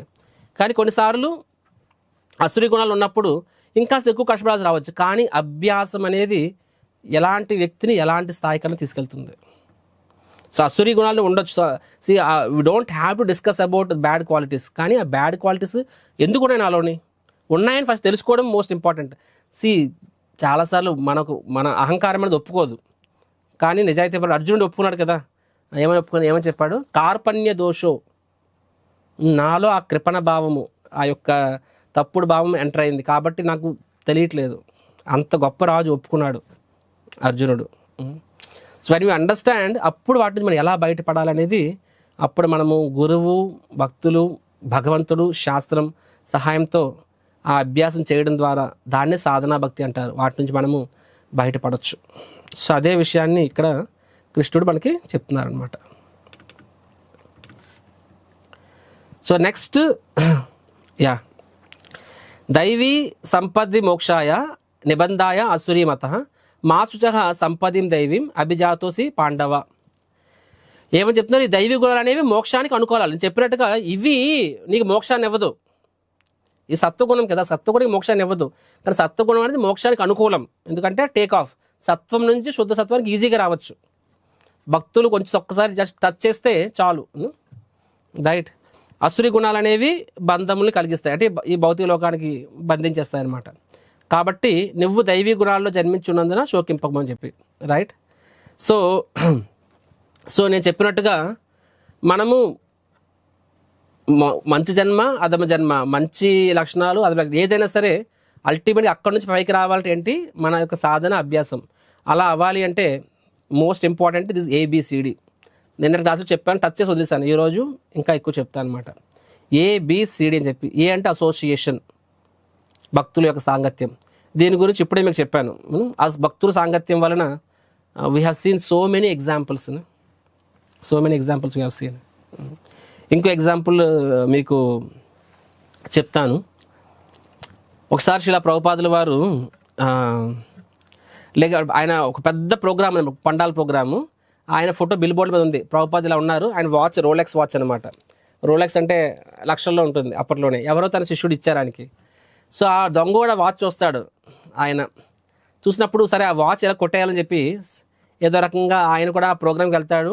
వెళ్ళి ఫ్రంట్లో కూర్చున్నాడు అనమాట. స్వామీజీలు ప్రభుపాదులు లెక్చర్ ఇస్తుంటారు, ఆయన పాదాల దగ్గర కూర్చుంటాడు, అందరు సిన్సియర్ స్టూడెంట్ లాగా. కానీ కళ్ళంతా ఎక్కడ ఉన్నాయి? ఆ వాచ్ మీద ఉన్నాయి ఆయనకి. సో ప్రభుపాదులు లెక్చర్ అంతా అయిపోతుంది, తర్వాత పిలిచి అంటారు, నీకు ఈ వాచ్ కావాలని అడుగుతారు. షాక్ అయిపోద్ది అనమాట. మై గాడ్, నీకు ఎలా తెలిసిపోయింది నేను ఈ వాచ్ కోసం వచ్చానని చెప్పి. ప్రభుపాదులు చిన్నగా చిరునవ్వుతూ తల మీద రుద్ది ఆ వాచ్ దానికి ఇచ్చేస్తారు. చూడండి, సాధువులు అనేవాళ్ళు కొన్నిసార్లు ఖరీదైనవి ధరించవచ్చు, కొన్నిసార్లు ఏమీ లేకుండా ఉండొచ్చు. కానీ వాళ్ళు బంగారం పెట్టుకున్నా, ఇనుము పెట్టుకున్నా సరే వాళ్ళకి బంగారం మీద ఆసక్తి ఉండదు, ఇనుము మీద ఆసక్తి ఉండదు. శిష్యులు ఇచ్చారు, వారి ఆనందం కోసం పెట్టుకుంటారు, మళ్ళీ ఇంకరికి ఇచ్చేస్తారు. సో లక్షల రూపాయలు ఖరీదైన వాచ్ ఆయనకి ఇచ్చేస్తారనమాట, తీసుకో అని చెప్పి.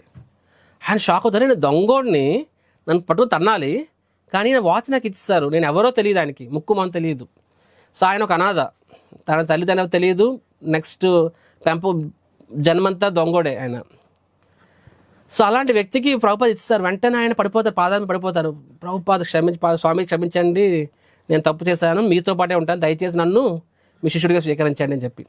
సో ప్రభుపాద సరే మాతో పాటు ఉండాలని చెప్పి ఆయన్ని బాంబేలో జూహు ఇస్కాన్ టెంపుల్, అప్పుడు ఇంకా నిర్మాణం స్టార్ట్ అయింది, బంకర్లో అందరూ ఉండేవాళ్ళు, ఆయన్ని ఉండమని చెప్తారు అనమాట, వేరే బ్రహ్మచారులతో పాటు నువ్వు ఉండు అని చెప్పి. సో అలాగ ఉండేది. కానీ ఆయన దొంగోడు కదా, రాత్రులు వాళ్ళకి నిద్ర పట్టదు, తెల్లారులు పడుకుంటారు వాళ్ళు. సో రాత్రి నిద్ర పడక రాత్రి అంతా కాలు పిల్ల తిరుగుతూ ఉండేవాడు ఆయన. సో ఇలా ప్రభుపాదుల వారు ప్రతిరోజు 10 గంటలు పడుకునేవాళ్ళు, 12:30 లెగిసేవాళ్ళు. ఓన్లీ 2.5 hours పడుకునేవాళ్ళు ఆయన, 2.5 గంటలు మాత్రమే. మిగతా టైం అంతా గ్రంథాలు రచించేవారు అనమాట. ఇప్పుడు మనం చదువుతున్న గీత, భాగవతాలు అన్నీ ఆయన రాసేవారనమాట. సో 12:30 లెగిసి ఆయన తన డిక్టాఫోన్, ఆ శ్లోకాలని, సంస్కృతం శ్లోకాలని ఇంగ్లీష్లోకి అనువదించడం అన్నీ చేసేవాళ్ళు, వాయిస్ రికార్డింగ్ డిక్టాఫోన్లో, రికార్డర్లో. సో ఆయన లేచారు, మంచిది ఇక్కడ ఏం చేస్తున్నావు అంటే, స్వామీజీ మీకు తెలియదు ఏముంది, నేను దొంగోడిని, నాకు రాత్రులు నిద్ర పట్టదు, నేను ప్రయత్నిస్తున్నా కానీ నిద్ర పట్టట్లేదు అని చెప్పి. సో ప్రభుపాద నవ్వుతారు, ఆయన మీద జాలి చూపిస్తారనమాట. ఆయన అంటారు, ఎలాగో నాకు నిద్ర పట్టదు, నాకు ఏదో సర్వీస్ ఇవ్వండి అని చెప్పి, నాకు ఏదో ఒక సేవ ఇవ్వండి అని చెప్పి, ఖాళీ కూర్చోవడం బదులు ఏదో చేయాలి కదా అని చెప్పి. ప్రభుపాద సరే ఒక పని చెయ్యి, ఈ కర్ర తీసుకొని కుక్కలను తరుము, ఎందుకంటే ప్రతిరోజు రాత్రి కుక్కలు గట్టిగా అరుస్తున్నాయి, దానివల్ల నేను వాయిస్ రికార్డింగ్లో నేను చెప్తున్న మాటల్లో ఆ సౌండ్ రీసౌండ్ వచ్చి ఎవరైతే దాన్ని ట్రాన్స్లేషన్ చేస్తున్నారో వాళ్ళు సరిగ్గా వినిపించట్లేదు నా చెప్పిన పదాలు. థ్యాంక్ యూ ప్రభుపాద అని చెప్పి ఆ రోజు నుంచి కొన్ని సంవత్సరాల పాటు ఆయన కుక్కల్ని తరుముతూ ఉండేవాడు అనమాట. చాలా రోజుల పాటు రాత్రి పడుకునేవాడు కాదు, ఆ పని చేస్తూ ఉండేవారు. అప్పట్లో ఇస్కాన్ ఎంత పేదంటే సెక్యూరిటీ గార్డ్ని పెట్టుకోవడం కూడా డబ్బులు ఉండేవి కాదు అప్పట్లో. సో ఆయన పని చేశారు. కానీ అలాగ ప్రభుపాద వారి యొక్క మనస్సును గెలుచుకున్నారు, అండ్ ప్రభుపాద పట్ల అమితమైన ప్రేమను ఏర్పరచుకున్నారు. నెమ్మదిగా తర్వాత గొప్ప వైష్ణవుడు అయ్యారు ఆయన. తర్వాత ఇస్కాన్ పెద్ద సంస్థ అయింది. అండ్ ఇస్కాన్ టీవీ, ఇప్పుడు హరే కృష్ణ టీవీ ఉంది కదా, ఆ టీవీ స్టార్ట్ చేసింది ఆయన పేరు హరిదాస్ ప్రభు. ఆయన రీసెంట్గా మొన్నే జస్ట్ 2-3 నెలల కిందట ఆయన దేహాన్ని విడిచిపెట్టారు. ఖచ్చితంగా భగవంతుడికి చేరుకుంటారు ఆయన, 100% కూడా gone back to God head, become a pure devotee. ఆయన జన్మ ఏంటి, ఆయన పెంపకం ఏంటి, అండ్ ఆయన pure devotee and gone back to God head. శుద్ధ భక్తుడి యొక్క సాంగత్యం అనేది ఎంత గొప్పదో మనం చూడొచ్చు. సో సాంగత్యం అనేది ఎలాంటి వాళ్ళని ఎలాగైనా మార్చగలదు. That is the power of association. Second, books. B అంటే బుక్స్ అనమాట, book reading. So Gita, Bhagavatam యాక్చువల్గా మనము గురువుని ఆశ్రయం తీసుకొని మనం శాస్త్రం చదివినప్పుడు ఏమవుతుంది, మనం ఏదో చదువుతున్నామో అది సరైన భావనలో చదివినప్పుడు. ఇప్పుడు మీరు నా క్లాస్ వింటున్నారు, మీకేమనిపిస్తుంది? యాక్చువల్గా ఇది మీరు పుస్తకం చదివిన దాంతో సమానం, ఎందుకంటే నేనేం సొంత కవిత్వం చెప్పట్లేదు, భగవద్గీతలో ఉన్నది మీకు చెప్తున్నాను. సో దిస్ ఈజ్ యాక్చువల్గా బుక్ రీడింగ్. అలా చేయడం ద్వారా ఏమవుతుంది, మన యొక్క చెప్పాను కదండి, మైండ్ ఇంటెలిజెన్స్ చాలా షార్ప్ అవుతుంది అనమాట. విచక్షణ మనం నేర్చుకుంటాము, ఇంటెలిజెన్స్ షార్ప్ అవుతుంది, ఏది తప్పు ఏది ఒప్పు తెలుస్తుంది. అండ్ ఆబ్వియస్లీ నేను చెప్పిన శాస్త్రం అంటే అద్దం లాంటిది, అద్దంలో ఉన్నప్పుడు న్యాచురల్గా తెలిసిపోతాయి. అసురి అంటే 2 పళ్ళు ఉండవండి సినిమాలో చూపించినట్టుగా. వాడు కూడా చూడడానికి సూటు బూటు వేసుకొని టై వేసుకొని చాలా పాలిష్గా జెంటిల్మెన్లో ఉండొచ్చు, కానీ వాడి మనస్తత్వం రాక్షస మనస్తత్వం, చూడడానికి బయటికి స్మార్ట్గా ఉండొచ్చు. కాబట్టి అది మామూలు అద్దంలో చూస్తే తెలియదు, శాస్త్రం అనే అద్దంలో చూస్తే మనకు తెలుస్తుంది. కాబట్టి శాస్త్రం చదవడం ద్వారా మనకి యాక్చువల్గా మన లోపాలు తెలుస్తాయి, ప్లస్ భగవంతుని పట్ల మన కథ వినడం ద్వారా మన హృదయం పరిశుద్ధం అవుతుంది, మనం ప్యూరిఫై అవుతాం అనమాట. ఈ 15 రోజుల్లో మీరు వింటున్నారు కదా, మీరే ఆలోచించండి. ఈ 15 రోజుల్లో మీలో ఐఎమ్ 100% ప్రతి ఒక్కరికి ఎంతో కొంత కొత్త విషయాలు నేర్చుకున్నాము, జీవితం మీద అట్లీస్ట్ కొంత మెరుగైన అవగాహన ఏర్పరచుకున్నాము, అట్లీస్ట్ కొంచెం మంచివాడిగా ఉండాలి. ఓకే, కృష్ణుడి మీద ప్రేమ అంటారా, may not, at least I have to improve, నేను బెటర్ అవ్వాలి అనే ఒక సంకల్పం మీకు ఖచ్చితంగా వచ్చి ఉంటుంది. Guarantee, I can tell you that. అంతెందుకు, నేను ఫస్ట్ బ్యాచ్ తీసుకున్నప్పుడు చెప్పినప్పుడు ఒకరోజు ఒక అమ్మాయి చెప్పింది, రాసింది, ప్రభుజీ యాక్చువల్గా నేను సూసైడ్ చేసుకోవాలని నిర్ణయించుకున్నాను. ఆ టైంలో మీ మెసేజ్ వచ్చింది, వాళ్ళ నాన్నగారు చనిపోయారు, కుటుంబ సమస్యలు, వాళ్ళకి పెళ్లి కాలేదు, రాజమండ్రి అమ్మాయి సూసైడ్ చేసుకోవాలని. కానీ అండ్ దెన్ ఆ టైంలో ఇది వచ్చింది, నేను చదివాను 2 ఆఫ్టర్ హియరింగ్ 7 సెషన్స్ తర్వాత నాకు జీవితం మీద ఒక దృక్పథం ఏర్పడింది. మీరు చెప్పిన మాట, దేనికోసం ఏడవాలి, దేనికోసం ఆడాల్సిన అవసరం లేదు, ఆ మాట నన్ను టచ్ చేసింది ప్రభుజీ. నువ్వు శరీరం అనుకుంటే బాహ్య పరిస్థితుల పట్ల నువ్వు ఎక్కువ టెన్షన్ తీసుకోవాలి. ఆత్మ అనుకున్నప్పుడు కృష్ణుడు సేవ చేయనందుకు ఏడాలి నువ్వు, అంతే తప్ప ఈ తాత్కాలికమైన పరిస్థితులను బట్టి ఈ జీవితము మరీ ఏడవాల్సినంతటి ఇంపార్టెన్స్ ఏం లేదు దీనికి. This material life is not worth of taking anxiety. So నాకు టచ్ అయింది ప్రభుజీ అని చెప్పి, సో నేను ఐ హ్యావ్ డ్రాప్డ్ ఆఫ్. తర్వాత అమ్మాయి జపం చేయడం స్టార్ట్ చేసింది, పెళ్ళి కూడా అయింది, నా కార్డు కూడా పంపించింది నాకు అమ్మాయి. నేను పేరు చెప్పను పర్సనల్, బట్ ఇలాంటి ఒక ఎగ్జాంపుల్, ఎక్స్ట్రీమ్ ఎగ్జాంపుల్ ఇది. నేను కానీ చూడకపోయింటే నేను ఈ పాట చచ్చిపోయిండేవాని ప్రభుజీ అన్నది అమ్మాయి నాతోనే. మా నాన్నగారు చనిపోయారు, జస్ట్ చనిపోయారు. తర్వాత ఆస్తులు చుట్టాలు లాగేసుకున్నారు ఆస్తిని, అమ్మ సఫర్ అవుతుంది. So many problems. సో సమస్య 100 ఉండొచ్చు, ఆ సమస్యల్ని దాటగల శక్తి చూడండి. శాస్త్రము భగవంతుడు అనేవాడు నీ సమస్యల్ని దూరం చేసేస్తాడని 100% ఎక్కడ గ్యారంటీ ఇవ్వలేదు. శాస్త్రాలు ఎక్కడికి గ్యారంటీ ఇవ్వలేదు. నువ్వు ఒకసారి మంత్రం జపం చెయ్యి, ఒకసారి దేవుడి దగ్గర దండం పెట్టుకో, ఈ సమస్యలు తీరిపోతాయి. నాట్ నెసరీ, అంటే తీరిపోవచ్చు, స్వామివారు తలుచుకుంటే హ్యాపీగా వాటిని దూరం చేయొచ్చు. సో కానీ there is no, Krishna doesn't guarantee you that. భగవంతుడు 100% చేస్తాను గ్యారంటీ ఇవ్వండి అక్కడ ఏమని. కానీ what is guarantee is that ఆ సమస్యల్ని అధిగమించగలిగే శక్తిని గ్యారంటీకి ఇస్తాడు. అది మాత్రం 100 out of 100. ఆ సమస్యల్ని దూరం చేస్తాడేమో అయి ఉండొచ్చు, కానీ అట్లీస్ట్ సమస్యల్ని దాటగల శక్తి అయితే 100% దూరం చేస్తాడు నీతో. That will happen. B books and C is chanting హరినామం. హరే కృష్ణ కృష్ణ కృష్ణ హరే హరే, హరే రామ్ రామ రామ హరే హరే. సో భగవంతుడు మరియు భగవంతుడి నామము వేరు వేరు కాదు. అభిన్నత్వం పూర్ణశుద్ధో నిత్యముక్తో అభిన్నత్వం నామినామినం. ఇప్పుడు నేను చక్రధారి అన్నప్పుడు నా పేరు చక్రధారి కాదు. చక్రధారి అనేది నన్ను సంబోధించడానికి ఉపయోగించే పదం. అండ్ దీక్ష అవ్వక ముందు నా తల్లిదండ్రులు పెట్టిన పేరు ఇంకోటి ఉంది. ఇప్పుడు ఆ పేరుంది, ఈ పేరుంది. నేను ఎవరిని? నేను ఆ ముందు పేరా, ఈ పేరా? సో రేపొద్దున ఇంకొక పేరు, రేపొద్దున సన్యాసం తీసుకున్నప్పుడు ఇంకో పేరు వస్తుంది, గురువు అని ఇంకో పేరు ఇస్తాడు. సో ఈ పేర్లు అనేవి నిన్ను సంబోధించడానికి ఉపయోగించే పదం, ఆ పేరు నువ్వు కాదు. కానీ కృష్ణ అన్నప్పుడు ఆ కృష్ణ అంటే ఆ పదము అండ్ భగవంతుడు వేరు వేరు కాదు, ఒకటే. సో భగవంతుడు అండ్ భగవంతుడి నామము వేరు వేరు కాదు. అండ్ కలికాలే అంటే కలియుగంలో భగవంతుడు తన నామం రూపంలో ఉంటాడు చెప్పడం జరిగింది. మళ్ళీ వినండి, కలియుగంలో భగవంతుడు తన నామం రూపంలో ప్రత్యక్షమవుతాడు. నామంలో భగవంతుడు ప్రత్యక్ష మన కోసం కలియుగంలో. సో నామం జపం చేయడం ద్వారా ఏమవుతుంది, మన అంటే అసలు ఈ ముల్లోకాలలో భగవంతుని నామానికి మించిన పవిత్రం చేయగల శక్తి ఇంకొకటి లేదు అసలు. There is nothing in the 3 worlds. ఈ 14 లోకాలలో భగవంతుని నామానికన్నా పవిత్రమైనది అండ్ పవర్ఫుల్, శక్తివంతమైనది ఇంకొకటి లేదు. You can understand that is the power of holy name. నిన్న ఒకరు అడిగే క్లాస్లో, ప్రభు హరే కృష్ణ మంత్రం అంటే ఏంటి చెప్పండి అని చెప్పి. ఈరోజు చెప్తాను మీకు. ఆల్రెడీ మీకు ఎప్పటి నుంచి చెప్తాను, నామ జపం చేయండి అని చెప్పి. సో మీలో కొంతమంది వస్తున్నారు, కొంతమంది రాలేకపోతున్నారు. ఎవరైతే రాలేకపోతున్నారో వాళ్ళ గురించి నేను ప్రార్థిస్తాను. బికాస్ అది మీరు తెలుసుకోలేకపోతే what can I do apart from praying. But Hare Krishna, so Hare ఇక్కడ 3 పదాలు, హరే కృష్ణ అండ్ రామ అని చెప్పి, రైట్? 3 పదాలు, ఆ 3 పదాలతో ఈ మంత్రం తయారవుతుంది. సో హరే అంటే భగవంతుని యొక్క అంతరంగిక శక్తి ఆర్ శక్తి, సింప్లీ స్పీకింగ్. సో అంటే ఇప్పుడు కృష్ణ అన్నాక భగవంతుని యొక్క అంతరంగిక శక్తి రాధారాణి, సో రాధమ్మ వారు. సో హర అంటే రాధా అని చెప్పి. సంస్కృతంలో ఈ మంత్రము హిందీ కాదు, సంస్కృతం అది అన్నమాట. సంస్కృతంలో రే అంటే ఏంటంటే రాధే అంటే ఒకరు పిలిచినప్పుడు మనం వాడే పదము ఏ అని పదం వాడతాం అన్నమాట. సో హరే, సో ఓ రాధారాణి కృష్ణ. సో మన భగవంతుని అండ్ భగవంతుని యొక్క అంతరంగిక శక్తి అంటే the feminine energy of the lord.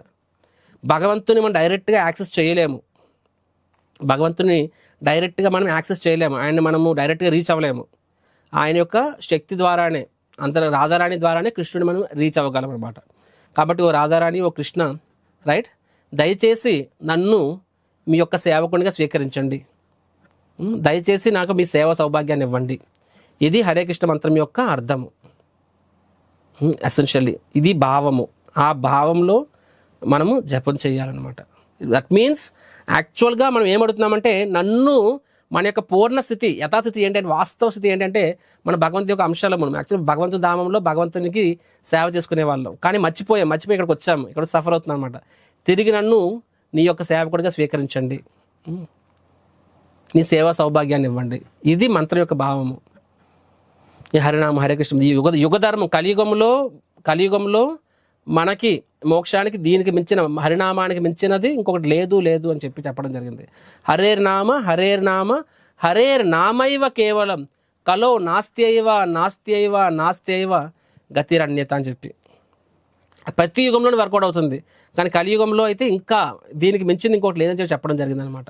That is the holy name. Holy name అన్నది అంత పవర్ఫుల్. అండ్ లాస్ట్ థింగ్ ఏంటి, డి అంటే ఏంటి, డీటీ వర్షిప్ అంటే శ్రీ విగ్రహ ఆరాధన.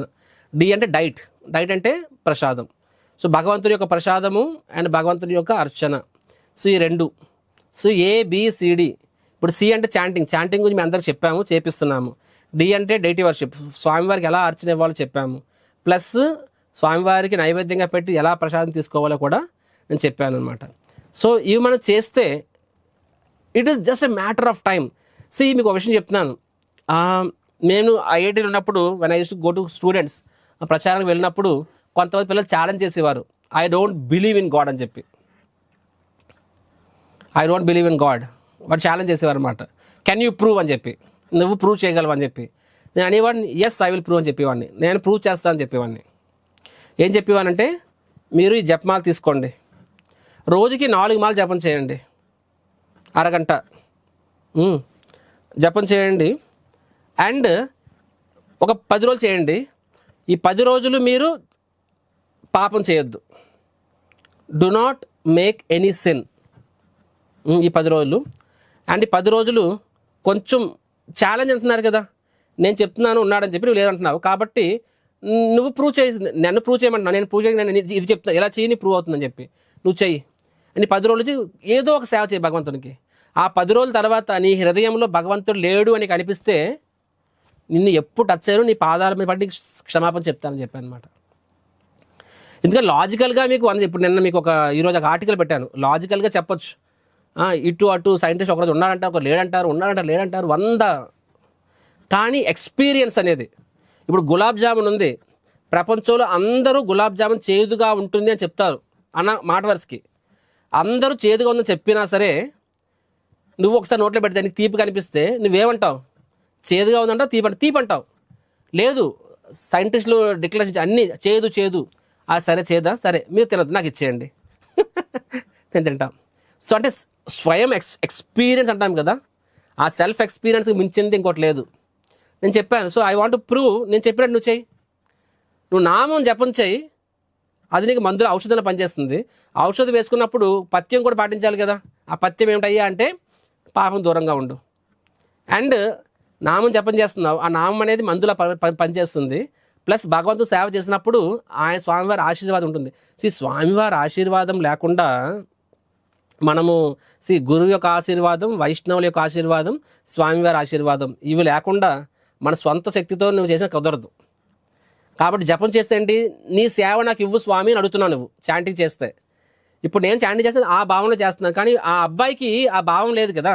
జపం చేస్తున్నాడు కానీ ఆయనకి ఛాలెంజింగ్గా చేస్తున్నాడు, ఆయనకి ఆ భావం లేదు. కాబట్టి నువ్వు సేవ కూడా చెయ్యి. ఆ రకంగా అప్పుడేమవుతుంది, సేవ చేస్తూ జపం చేయడం ద్వారా ఆ జపం యొక్క పవర్ పనిచేస్తుంది.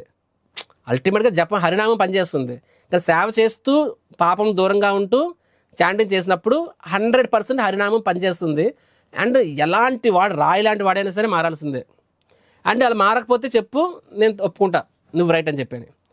నేను చేయను అంటాడు. అరే ఎందుకు భయము, ఐ విల్ నాట్ కమిట్ అని చెప్పి. అరే నీకు అంత ధైర్యంగా ఉంటే నువ్వు చెయ్యొచ్చు కదా. వై ఆర్ యు అఫ్రైడ్, నీ మీద నీకు అంత నమ్ముకున్నప్పుడు, దేవుడు లేడు అంత నమ్ముకున్నప్పుడు చెయ్యబ్బా, నువ్వు చెయ్యి.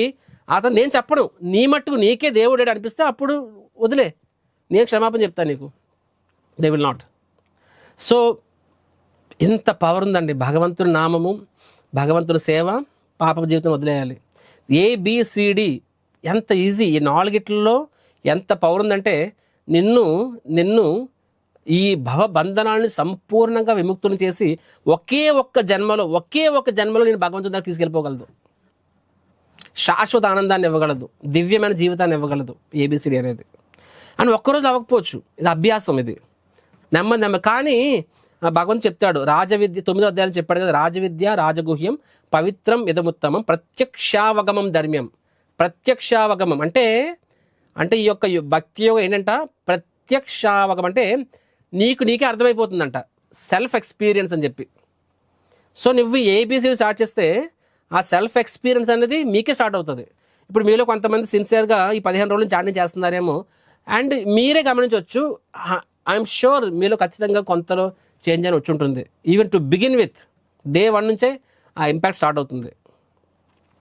సో ఈ ఏబిసిడి అనేది ఎలాగా వ్యక్తిగతంగా అంటే ఇళ్లల్లో కూడా మనము నేను చెప్పిన ప్రసాదం తీసుకోవడము, స్వామివారి నైవేద్యం పెట్టుకోవడము, అండ్ శాస్త్రం చదవడము, సమ్టైమ్స్ యూట్యూబ్లో లెక్చర్ వినడము, ఆ విధంగా ఇప్పుడు లెక్చర్ విన్నారంటే నా సాంగత్యాన్ని మీరు తీసుకుంటున్నారు, మీ సాంగత్యాన్ని నేను తీసుకుంటున్నా, రైట్. ఏబిసిడి కుటుంబంతో కలిసి ప్రశాంతం తీసుకోవడము, కలిసి అర్చన చేయడము, కలిసి చదవడము, అండ్ ఇస్కాన్ సంఘంతో, రైట్. టెంపుల్స్ నేను మీ క్లాస్లో చెప్పాను, ఏమని చెప్పాను, టెంపుల్స్ ముఖ్యంగా ఇస్కాన్ టెంపుల్స్ ఆర్ స్పిరిచువల్ ఎంబాసీస్ అని చెప్పాను. ఎంబసీ అంటే కాన్సులేట్. భగవద్గీత అనేది ఏం చెప్పాను, పాస్పోర్ట్ అని చెప్పాను. గురువు అనేవాడు ఏంటి, గురువు అనేవాడు pilot, తీసుకెళ్ళిపోతాను. Goloka express, Goloka airlines అనమాట. నేను భగవంతుని ధామానికి తీసుకెళ్తారు మిమ్మల్ని. నేను ఇస్కాన్ టెంపుల్ ఎందుకన్నాను, ఏ టెంపుల్ అని అనొచ్చు కదా అంటే, ప్రతి మందిరంలో కూడా స్వామివారి సేవలు అవ్వచ్చు, కానీ వాస్తవంగా మందిరం అంటే భగవంతుని యొక్క దర్శనము, భగవంతుని యొక్క కథ, భగవంతుని యొక్క కీర్తనము, భగవంతుని యొక్క ప్రసాదము, రైట్, అండ్ భగవంతునికి సంబంధించిన జ్ఞానము, ఇవన్నీ ఉంటేనే వాస్తవంగా మందిరము అనిపిస్తుంది. దేవాలయము, గ్రంథాలయము, వైద్యాలయము, విద్యాలయము అంటే ఏంటంటే చెప్పండి, దట్ ఈస్ యాక్చువల్లీ. సో దేవాలయం అంటే ఇవన్నీ ఉండాలి. కానీ దురదృష్టవశాత్తు మన ధర్మం ప్రాబ్లం ఏంటంటే, జస్ట్ వెళ్ళామా, గుడి గంట కొట్టేసామా, దర్శనం చేసుకున్నామా, వచ్చేసామా అండి. సో వేరే మతాలు చూడండి, కనీసం వాళ్ళకి బైబిల్ చదువుతున్నారు, ఖురాన్ చదువుతున్నారు, అట్లీస్ట్ ఒక లెవెల్ ఆఫ్ ఇన్ఫర్మేషన్. హిందువుల్లో ఎంతమందికి భగవద్గీత అంటే ఏంటో తెలుసు అసలు. సో మందిరాలు అనేవి ఆధ్యాత్మిక విద్యా కేంద్రాలు. That is the definition of a temple. ఎంతమంది ఆ డెఫినేషన్ ఫుల్ఫిల్ చేస్తున్నాయి? మందిరాలు అంటే కేవలము దర్శనం చేసుకొని కోరికలు కోరుకునే ప్లేస్ మాత్రమే కాదు, అవి ఆధ్యాత్మిక విద్యా కేంద్రాలు. సో ఇస్కాన్ సంస్థ గురించి క్లియర్ చెప్పొచ్చు. ఆ ఇస్కాన్ టెంపుల్స్ ఆర్ కేవలం దర్శనం అద్భుతంగా ఉంటుంది, భగవంతుని కీర్తన ఉంటుంది, నామము, ప్రసాదము, భగవంతునికి ఆధ్యాత్మిక విద్య దొరుకుతుంది అక్కడ. సో అలా చేయడం వల్ల ఏమవుతుంది, నెమ్మదిగా ఐఎమ్ టెల్లింగ్ యూ, నేనే కాదు, నా 21 సంవత్సరాల నుంచి ఇస్కాన్లో నేను 19 సంవత్సరాల నుంచి ప్రచారంలో ఉన్నాను, 19 years. నేను ఎన్ని వేల మందిని చూసుంటాను, వేల కాదు ఇంకా 10s of thousands. నా కళ్ళెదురుగా ఎలా ఉండేవారు, ఎలా తయారయ్యారు. కాబట్టి ఈ ప్రపంచం మొత్తం నా ఎదురుగా వచ్చి చెప్పినా సరే, ప్రపంచం మొత్తం నా ఎదురుగా వచ్చి చెప్పి ఇది ఏబిసిడి పనిచేయదని చెప్పినా సరే నేను నమ్మను, ఎందుకంటే స్వీయ అనుభవం కాబట్టి. ఇప్పుడు గులాబ్ జామున్ మీద తీపి కనిపిస్తుంది మీకు, ప్రపంచం అంతా చేదండి మీరు నమ్ముతారా? నమ్మరు కదా. ఇది అంతే. సో లాస్ట్ సెక్షను ఇది. అర్జున్ అడుగుతున్నాడు అనమాట, ఏమంటారంటే, ఓ కృష్ణ, దైవీ సంపత్తి ఆసురి సంపత్తి అని చెప్పారు, ఓకే, మరి ఇప్పుడు నేను యుద్ధం చేస్తున్నాను, ఎంతమంది చంపాల్సి వస్తుంది, రక్తపాతము, సో మీరు కామము, క్రోధము ఇవన్నీ ఉండకూడదు అంటున్నారు, అసురి గుణాలు అంటున్నారు, కాబట్టి మరి నేను అసుర స్వభావం కలిగిన వాడినా అని చెప్పి. దానికి కృష్ణుడు సమాధానం ఏమని చెప్తారంటే, కాదు అని చెప్తారు. ఎందుకంటే నువ్వు చేసే పని కాదు, నువ్వు చేసే ఆ పని యొక్క భావన బట్టి అది దైవీనా అసురీనా అని డిపెండ్ అవుతుందని చెప్పారు. It's not your work, it is the consciousness of your work. And Bhagavad Gita అదే చెప్తుంది, నీ యొక్క కాన్షియస్నెస్ మార్చుకోవాలని చెప్తుంది. దుర్యోధనుడు యుద్ధం చేశాడు, అర్జునుడు యుద్ధం చేశాడు. దుర్యోధనుడు తన స్వార్థం కోసం చేశాడు, అర్జునుడి భగవంతుడు సేవగా చేశాడు. తన స్వధర్మంగా ఇనీషియల్గా స్వధర్మంతో భావనలో చేశాడు, తర్వాత నిష్కామ కర్మయోగ భావనలో చేశాడు, తర్వాత భక్తి భావనలో చేశాడు, టాప్ మోస్ట్. సో భగవంతుని యొక్క సేవగా చేశాడు అనమాట. కాబట్టి అది దైవీ సంపత్తి అవుతుంది, ఆసురి సంపత్తి అవ్వదు. అప్పుడు భగవంతుడు చెప్తున్నారు, అర్జున నీకు అసురి సంపత్తి అంటే యాక్చువల్ మీనింగ్ చెప్తున్నానని చెప్పి వాళ్ళ యొక్క అండర్స్టాండింగ్. ఎందుకంటే ఆ సంపత్తి అనేది కాన్షియస్నెస్, అసురి సంపత్తి వాళ్ళ కాన్షియస్నెస్ ఎలా ఉంటుందని చెప్తారు అనమాట. ఎలా ఉంటుందంట, వాళ్ళు శాస్త్రాలని అనుసరించరు, అండ్ వారికి ఏం చేయాలో ఏం చేయకూడదు తెలియదు. ఒకవేళ శాస్త్రం చదివినా సరే అంట, వాళ్ళకి నచ్చింది మాత్రమే తీసుకొని అదే సంపూర్ణమని చెప్తారంట, రైట్. ఫర్ ఎగ్జాంపుల్ రావణాసురుడికి శాస్త్రాలు అన్నీ తెలుసు, హిరణ్యకశిపు శాస్త్రాలు అన్నీ తెలుసు, కానీ వాళ్ళ శాస్త్రాన్ని తమ స్వార్థం కోసం వినియోగించుకున్నారు తప్ప శాస్త్రాల యొక్క సారాన్ని వాళ్ళు తీసుకోలేదు. సిమిలర్గా మన శాస్త్రం అన్న ఎవరు నన్ను కేసీ గారు ఒక ప్రశ్న అడిగారు అనమాట, ఉన్నారో తెలియదు నాకు ఇక్కడ, బట్ యాస్లే క్వశ్చన్ ప్రభుజాని ఎక్కడో స్టోరాల్లో ఉన్నారన్నమాట. అక్కడేం చెప్తారు, ఎవరో ఒక కసాయివాడు నేను నా పని చేసుకున్నాను, ఇదే ఇంతకు మించి గొప్పది లేదని చెప్పి అంటారు అనమాట. ఎస్, అది కూడా శాస్త్రంలో ఉంది, పురాణాల్లో ఉంది అది. ఎందుకంటే ఏ పని చేయలేని వాడు కనీసం నీ యొక్క స్వధర్మం నీ యొక్క కర్మకాండంలో ఉండరా బాబు అని చెప్పడం కోసం చెప్పారు. కానీ దాన్ని నెక్స్ట్ లెవెల్కి చెప్తారనమాట. నెక్స్ట్ లెవెల్ వినేసి ఆ ఒక్కదాన్ని తీసుకొని, దాని తర్వాత స్టేజ్ కూడా ఉంటుంది ఆ పురాణాల్లో, ఆ వదిలేసి అది ఒక్కదాన్ని తీసుకొని, కాబట్టి ఇది ఓకే. కొంతమంది శాస్త్రాలను తమ స్వార్థం కోసం వాడుకుంటారు. వర్క్ ఈజ్ వర్షిప్ అంటారనమాట. ఎక్కడ చెప్పాడు భగవంతుడు, చెప్పాడు వర్క్ ఈజ్ వర్షిప్ అని చెప్పాడు భగవంతుడు. ఎప్పుడు ఆ వర్క్ అనేది నీకోసం కాకుండా నీకోసం డిటాచ్మెంట్గా భగవంతుడు సేవలు చేసినప్పుడు అప్పుడు వర్క్ అనేది వర్షిప్. అంతేగాని జస్ట్ వర్క్ ఈజ్ వర్షిప్ కాదు. వర్క్ ఈజ్ వర్షిప్ అయితే donkey is the greatest devotee. I repeat, work is worship అని చాలామంది రాస్తారు. నిజంగా వర్క్ ఈజ్ వర్షిప్ అయితే అందరికన్నా ఎక్కువ ఎవరు కష్టపడతాడు, గాడిదే. సో గాడిది భగవంతుడు దానికి వెళ్ళిపోవాలి కదా. గాడిది ద గ్రేటెస్ట్ డివోటీ ఏంటి. సో కాబట్టి అసురులు ఎలా ఉంటారంటే వాళ్ళు శాస్త్రంతో స్వార్థం కోసం వాడుకుంటారనమాట. నెక్స్ట్, నేనే సమగ్రుణ్ణి మరి శక్తివంతుణ్ణి. కొంచెం సక్సెస్ చాలు, నా వల్లే నేనే గొప్పతనంగా ఫీల్ అవుతుంటారు. అహంకారం అనేది వచ్చేస్తుంది అసురులకి. అంతే తప్ప నేను వన్ ఆఫ్ ద డూవర్ని, భగవంతుడు వల్ల అయిందని చెప్పి. దుఃఖం వచ్చినప్పుడు భగవంతుడు నిందిస్తారు, దుఃఖంలో బాధను మర్చిపోవడం కోసం తాగుతారు, సుఖం వచ్చినప్పుడు ఆనందం కోసం తాగుతారు అనమాట. ఇండియా గెలిస్తే గెలిచిన ఆనందం తాగుతారు, ఓడిపోతే ఓడిపోయిన బాధ తాగుతారు అనమాట. ఈ ఎయిదర్ వేస్ వాళ్ళు so they do wrong things అనమాట. ఎందుకు పురుష భావం, నాది అనే భావం అనమాట. నెక్స్ట్ అవసరం కోసం ఎన్ని అబద్ధాలను ఆడేస్తారు. సో ఇవన్నీ క్లియర్గా చూడొచ్చు, మన అందరి జీవితాలు కూడా ఉంటాయి. అందుకే చెప్తారు శాస్త్రం అనేది మన యొక్క రిఫ్లెక్షన్ అని చెప్పి. ఇప్పుడు మీకు ఏదో సక్సెస్ వచ్చింది, ఆ సక్సెస్ నా వల్లే వచ్చింది చెప్పి ఆ సక్సెస్ మొత్తం మీరే ఎంజాయ్ చేస్తే మీరు అసురీ భావం. కానీ సక్సెస్ని ఇది స్వామివారి యొక్క దయ అని చెప్పి ఆ సక్సెస్ని స్వామివారి సేవలో వినియోగిస్తే దైవీ భావం. అసురు భావం యొక్క వైఖరి, వాళ్ళ వైఖరి ఏంటంటే ఇంద్రియ భోగం మాత్రమే జీవిత పరమావధి. ఈ రోజుల్లో హిందూ కాదు, క్రిస్టియన్ కాదు, ముస్లిం కాదు, ఎవ్వరూ లేరండి. ఈ మూడు మతాలు లేవు, ఒకే మతం. ఏంటా మతం? ఒకే మతం ఏంటంటే ఇంద్రియ భోగం. ఇది ఒక్కటే మతం. నువ్వు హిందూ అయినా సరే అదే చేస్తున్నావు, క్రిస్టియన్ అదే చేస్తున్నావు, ముస్లిం అదే చేస్తున్నావు. పేరుకి మతాలు తప్ప ఒకటే మతం, సెన్స్ గ్రాటిఫికేషన్. రైట్? ఇప్పుడు అదేనా ఆనందాన్ని ఇస్తుంది అంటే ఇవ్వదండి. ఇంద్రియ భోగం అనేది ఎప్పటికీ ఆనందాన్ని ఇవ్వదు. ఎందుకంటే సెన్సెస్ అనేవి ఏంటంటే they are never be satisfied, they are the worst masters. ఇంద్రియాలంట నువ్వు ఎంత ఇచ్చినా సరే అవి ఇంకా అడుగుతుంటాయి. సో వాటికి నువ్వు ఆనందపరచాలి అంటే అడిగినంత ఇవ్వడం వల్ల కాదు, వాటిని నిగ్రహించడం ద్వారానే ఆనందం పొందగలరు తప్ప వాటికి అడిగినంత ఇవ్వడం వల్ల కాదు. ఒక భార్యతో ఆనందంగా ఉండలేని వాడు 10 మంది ఆడవాళ్ళు వాడి జీవితంలో వచ్చినా సరే ఆనందపడలేడు. మళ్ళీ 11 రోజు బోర్ అవుతాడు, మళ్ళీ ఇంకో 12 అమ్మాయిని అడుగుతాడు అనమాట. రావణాసురుడికి ఏం తక్కువైంది?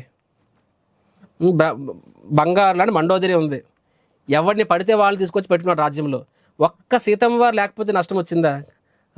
మండోదరి చెప్తాడు, విభీషణుడు చెప్తాడు, అందరూ చెప్తారు సీతమ్మ వారిని ఒక్కరు వదిలేరా బాబు, నువ్వు ఎంతమంది చేసావు, అట్లీస్ట్ సీతమ్మ వారిని టచ్ చేయొద్దని చెప్పి. నో. సో కామం అనేది అగ్ని లాంటిది, రైట్? దానిలో పెట్రోల్ వేస్తే అగ్గి ఆరుతుందా? రైట్? సెన్స్ గ్రాటిఫికేషన్ ఇంకా పెరుగుతూ ఉంటుంది తప్ప తగ్గదు. సో సక్సెస్ వస్తే ప్రాబ్లం ఏంటంటే ఇంకా కావాలి, ఇంకా పరిగెట్టిస్తుంటుంది. ఫెయిల్యూర్ వస్తే దుఃఖంలో కూరిపోయి డిప్రెషన్కి వెళ్ళిపోతాం. సక్సెస్ అనేది కూడా ప్రాబ్లమే, ఫెయిల్యూర్ ప్రాబ్లమే. ఎప్పుడు? ఇంద్రియ భోగం వెనకాల పరిగెట్టేవాడికి అనుకుంటాడు నేను ఎందుకు కృష్ణుడు సేవ చేయాలని చెప్పి. జీవితంలో మనకి ఆప్షన్ లేదు, ఎవరో ఒకరు సేవ చేయాలి. అయితే ఇంద్రియాలకు సేవ చేయి, కృష్ణుడికి సేవ చేయి. కృష్ణుడికి సేవ చేయని వాడు ప్రతి ఒక్కడు, భగవంతునికి సేవ చేయని ప్రతి ఒక్కడు తన ఇంద్రియాలకు సేవ చేస్తాడు, అంతే. ఇంద్రియాలకు సేవ చేస్తాడు వాడు. ఎగ్జాంపుల్, పక్కవాడు మంచి కారు కొనుక్కున్నాడు, నేను ఎందుకు కొనుక్కోకూడదు, నేను కొనుక్కుంటాను. అరే అది నీ అవసరం కాదు, నీ అహంకారం అడుగుతుంది నాకు కూడా కావాలని చెప్పి. దానికోసం నువ్వు 5 ఏళ్ళు కింద మీద పడి రూపాయి సేవ్ చేసుకొని దాన్ని ఏమంటారు వాటిని ఈఎంఐలు అని చెప్పి కొంటావు. అది అక్కడ అవసరం లేదు. అక్కడ అది నీ ఇంద్రియం అడిగింది. కళ్ళు అంటే అదనమాట, నాకు నా భార్య సరిపోదు, ఈ అమ్మాయి కూడా కావాలని చెప్పి. సో ఇప్పుడు దాన్ని ఇంప్రెస్ చేయడం కోసం నువ్వు డబ్బులు ఖర్చు పెడతావు, లక్షలు పెడతావు, ఆరు ఏదో బలత్కారం చేస్తావు, జైల్లోకి వెళ్తావు, నానా తిప్పలు పడతావు నువ్వు. అంటే నువ్వు స్వామివా, నువ్వు దాసుడివా? నీ కళ్ళు అడుగుతున్నాయి, కళ్ళు చెప్పినట్టు నువ్వు చేయాల్సి వస్తుంది. నీ నోరు అడుగుతుంది ఇది తినాలి అని చెప్పి, అది చాలా ఖర్చు అనుకుందా మాట వరుసకి, నీ డబ్బులు లేవు, కష్టపడాలి దానికోసం. సో అంటే నీ టంగ్ ఏమడుతుందో టంగ్ కోరిక నువ్వు తీరుస్తున్నావు. ఇప్పుడు నీ స్కిన్ అడుగుతుంది నాకు ఒక ఆపోజిట్ సెక్స్ కావాలని చెప్పి, దాని కోరికలు తీరుస్తున్నావు. అంటే నీ ఇంద్రియాల కోరికలు నువ్వు తీరుస్తున్నావు. నీకు అర్థమవుతుందా? సో కాబట్టి ఈ విషయం మీరు అర్థం చేసుకో. ఇప్పుడు నేను చెప్పింది మీరు మొదటిసారి, మీరు చాలామంది మొదటిసారి వింటూ ఉండుండొచ్చు. You may be hearing for the first time in your life. Either మన భగవంతుని దాసుడు అవుతాము, లేకపోతే ఇంద్రియ దాసుడు అవుతాం. మనకు వేరే ఆప్షన్ లేదు. జీవి అనేవాడు దాసుడు అంతే. నువ్వు స్వామివారికి సేవ చేసుకుంటావా, నీ ఇంద్రియాలు సేవ చేసుకుంటావా? ఇంద్రియాలు అంటే 5 పంచమహాభూత ఒక రకం. Okay, I want get IIT, నీ అహంకారం సాటిస్ఫై చేసుకో, ఆడికి వచ్చి నాకు రాలేదు. దానికోసం 2 ఏళ్ళు అన్నీ మానుకొని చేయాలన్నమాట. ఎంత కష్టపడుతున్నావు నువ్వు ఇంద్రియాలు, నీ అహంకారం చెప్పింది అహంకారం దాసుడు అవుతున్నావు నువ్వు. So this is the truth, right? దానివల్ల లెక్కలేని ఆనందాలు, ఎందుకంటే నువ్వు ఎంత దాటికి తీసుకున్నా ఇంకా కావాలని ఉంటుందన్నమాట. నెక్స్ట్ వేలాది కోరికల వలయంలో కామక్రోధాలు నిమగ్నలే ఉంటాయి. న్యాచురల్గా anger, frustrations, all these things are there. And వీళ్ళు ఎలా ఉంటారంట, ఒకవేళ వీళ్ళు పుణ్యకార్యాలు చేసినా సరే ఆ పుణ్యకార్యాలు కూడా ఆ భగవంతుని ప్రీత్యర్థంలా కాకుండా వారి యొక్క అహంకారానికి, పేరుకి గొప్పలకి పోయి చేస్తారంట. చూడు భగవంతుడు ఇది కూడా చెప్పాడు, రైట్? వాళ్ళు గర్వంతో యజ్ఞం అంటే వాళ్ళ యొక్క పుణ్యకార్యాలు చేస్తారంట.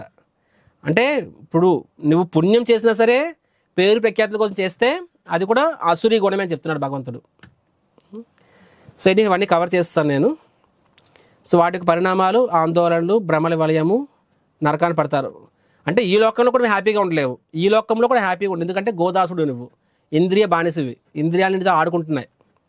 అండ్ ఈ లేఖం అయిన తర్వాత నెక్స్ట్ మళ్ళీ నరకానికి వెళ్తే జంతు శరీరం వస్తుంది అసురీ గుణాలతో.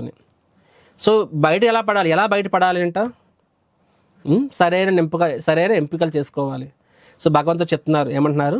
త్రివిధం నరకస్యేదం ద్వారం నాశనం ఆత్మన కామ క్రోధ తతస్లోభ తస్మాత్ ఏతత్రయం త్యజేత్ అని చెప్పి. సో వినండి, యాక్చువల్గా మీరు చిన్నప్పుడు నేను అపరిచితుడు అనే సినిమా చూశాను ఒకసారి.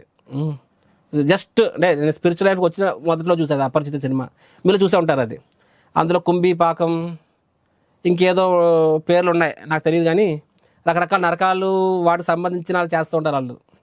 నేను కొన్నిసార్లు సినిమా పేరు చెప్తాను, తప్పుగా అర్థం చేసుకోవద్దండి. ఎందుకంటే చాలాసార్లు నా క్లాసులు చెప్తున్నా జనాలు నిద్రపోతుంటారు అనమాట. విన్నామంటే విన్నామంతే. సడన్గా సినిమా డైలాగ్ పేరు చెప్పినప్పుడు అలర్ట్ అయిపోతారు జనాలు. సో అందుకే చెప్తున్నాను ఇక్కడ నేను. సో అవన్నీ యాక్చువల్గా గరుడ పురాణంలోని భాగవతాల్లో వస్తాయి. 28 రకాల నరకాలు ఉంటాయని చెప్తారనమాట నువ్వు చేసిన పాపం బట్టి. సో నరకాలు 28, కానీ ఆ నరక ద్వారాలు మూడే ద్వారాలు: కామము, క్రోధము, లోభము. సో ఈ 3 దుర్గుణాలు నీలో ఉంటే ఆ 3 నిన్ను 28లో ఏ నరకానికి వెళ్ళిపోవచ్చు. సో 28 నరకాలకి 3 ద్వారాలు అని చెప్తున్నారు అనమాట. కాబట్టి వాటిని త్యజించాలి. చూడండి ఇక్కడ ఆత్మ ఉంది, క్రామము, క్రోధం, లోభం కింద లాగేస్తున్నాయి తాళ్ళు పట్టుకొని. మీరు ఇక్కడ లస్ట్, యాంగర్, గ్రీడ్, ఆ వ్యక్తి ఎలా పతనం అయిపోతున్నాడు. అక్కడ పరిష్కారం ఏంటి? భగవంతుడు ఏం చెప్తున్నాడు? ఓ కుంతి పుత్రుడా, ఈ 3 నరక ద్వారాల నుంచి తప్పించుకున్నవాడు ఆత్మానుభూతికి అనుకూలంగా కార్యములు చేసి క్రమంగా పరమగతిని పొందుతారు. క్రమంగా తప్పించుకోవాలంట. ఎలా తప్పించుకోవాలి? రేపటి క్లాస్లో మనం చూస్తాం అది, కానీ ఈరోజు క్లాస్లో కూడా చెప్తాను మీకు. చూడండి, కామ, క్రోధ, లోభం అంటారు కదా, దాన్ని ఎలా తప్పించుకుంటామంటే యజ్ఞ, దాన, తప. రాసుకోండి. యజ్ఞ, దాన, తప అనే ద్వారా మనము కామ, క్రోధ, లోభాన్ని చేస్తాం. దానం ద్వారా లోభాన్ని జయించవచ్చు, రైట్? తపస్ ద్వారా క్రోధాన్ని జయించవచ్చు, అండ్ యజ్ఞం ద్వారా కామాన్ని జయించవచ్చు. యజ్ఞ, దాన, తప అనేది వీటి గురించి భగవంతుడు 17వ అధ్యాయంలో చెప్తాడు, 18వ అధ్యాయంలో చెప్తారు అనమాట. అంటే ఎలాగ కామ, క్రోధ, లోభాలు జయించాలి అని చెప్పి ఎసెన్షియల్ ఇది. సో సింపుల్లీ చెప్పాలంటే ఈ 3 తాళ్ళు మనకి ఎంతగా లాగేస్తున్నాయి ఇక్కడ మీరు చూసారు కదా. కానీ మనం ఏం చేయాలి? గురువు యొక్క పాదాలను గట్టిగా పట్టుకున్నప్పుడు ఆ గురువు నిన్ను పైకి తీసుకెళ్తాడు. వెనకాతల 3 తాళ్ళు కాదు కదా, 3000 తాళ్ళు వచ్చినా సరే ఆపలేరు. నువ్వు గురువు ఆశ్రయం తీసుకున్నప్పుడు అదే సాధనా భక్తి. సాధనా భక్తి అంటే నీకు మొదట్లో కష్టంగా ఉన్నా నష్టంగా ఉన్నా సరే ఆయన చెప్పిన మాట వింటాను, ఫాలో అవుతాను అని ఒక డిసిప్లిన్డ్గా మనము ఫాలో అవుతున్నప్పుడు నెమ్మదిగా క్రమంగా పరమగతిని పొందగలడు అని చెప్పి. సో యజ్ఞ దాన తప అనేది చేయడం ద్వారా ఈ కామక్రోధ లోభాలను జయించవచ్చు అని భగవంతుడు చెప్తారు అనమాట. అంటే ఎవరైతే చేయరో ఎం శాస్త్రవిధి ముత్సృజ్య వర్తతే కామకారక నససిద్ధ్యం నవాప్నోతి నా సుఖం నా పరాంగతి. శాస్త్రం ఆచరించకపోతే వచ్చే పరిణామాలు ఏంటంట, వాళ్ళు ఈ లోకంలో కూడా సుఖం పొందలేడు, ఈ లోకం తర్వాత కూడా అప్పుడు కూడా సుఖం పొందలేడు. ఎందుకంటే నరకము జంతువుల శరీరం వస్తుంది కాబట్టి. రైట్. సో ఫైనల్గా శాస్త్రాలని అనుసరించవలసిన అవసరము ఎలాగా, అందుకే మానవుడు శాస్త్ర నియమముల ద్వారా కార్యం అనగానేమో అకార్యం అనగానేమో అవగాహన చేసుకోవాలి. అంటే మీకు గుర్తుకుందా, 5వ అధ్యాయం చెప్పాను, కర్మ అకర్మ వికర్మ అని చెప్పి. వికర్మ అంటే పాపపు కర్మలు శాస్త్రం విరుద్ధంగా, కర్మ అంటే పుణ్యకర్మలు, అకర్మ అంటే కర్మని డిటాచ్మెంట్ భావంలో. డిటాచ్మెంట్ ఏమంటారు, ఫలాపేక్ష లేకుండా కర్మ, అదే కర్మని ఫలాపేక్షలు చేస్తే అది అకర్మ అవుతుంది. అప్పుడు పుణ్యం పాపం అనేవి రెండు మనకు తగలవు. రైట్. పుణ్యము పాపము రెండు కూడా మనకి సంఖ్యలే. సో కంక్లూజన్ అంటే చూడండి, ఇక్కడ 2 దారులు. ఆత్మ సాక్షాత్ కోసం కర్మలు అనుసరించట, దాని ద్వారా ఏమవుతుంది, శాస్త్రాన్ని అనుసరిస్తాము, 3 నరక ద్వారాలను విముక్తి పొందుతాము, పరమగమ్యాన్ని పొందుతాము. శాస్త్రాన్ని పాటించము, అప్పుడు ఇష్టముచ్చని వ్యవహరిస్తాము, దేని స్థితిలో ఉంటాము అంటే ఈ లోకంలో కూడా సంతోషంగా ఉంటాము, నరకాన్ని పొందుతాము. ఈ 2 దారులు ఉన్నాయి, ఏ దారి కావాలో మనం ఎంచుకోవాలన్నమాట. సో శాస్త్రం చూపిస్తుంది అద్దంలోలాగా. సో మనము ఎక్కడ ఉన్నాము, సో మనలో ఏ ఏ దైవ గుణాలు ఉన్నాయి, ఏ అసురి గుణాలు ఉన్నాయని చెప్పి. సో మన first identification the problem it self is 50% solution. సమస్యను గుర్తించడంలోనే సగం పరిష్కారం ఉంది, అండ్ మిగతా సగం పరిష్కారం గురువు మనకి సహాయం చేస్తాడనమాట. కానీ సమస్యనే నువ్వు గుర్తించకపోతే నువ్వు గురువు దగ్గరికి వెళ్ళవు. నీకు హెల్త్ ప్రాబ్లం ఉందని తెలుసుకుంటేనే 50% పరిష్కారం, ఎందుకంటే అప్పుడు డాక్టర్ దగ్గరికి వెళ్తావు కాబట్టి. అప్పుడు డాక్టర్ చెప్పింది పాటించకపోవడం ప్రకారంగా రిమైనింగ్ 50% ప్రాబ్లం ఉంటుంది. సో కంక్లూజన్, ఈరోజు క్లాస్లో మనం ఏం చూసామంటే, ఫస్ట్ భగవంతుడు దైవీ మరియు అసుర ఈ గుణాలు చెప్పారు. నేను చెప్పినట్టుగా ఈ 2 దైవీ గుణాలు సత్వగుణంలో ఉంటాయి, అసురి గుణాలు అంటే రజోతమ గుణాల్లో ఉంటాయి.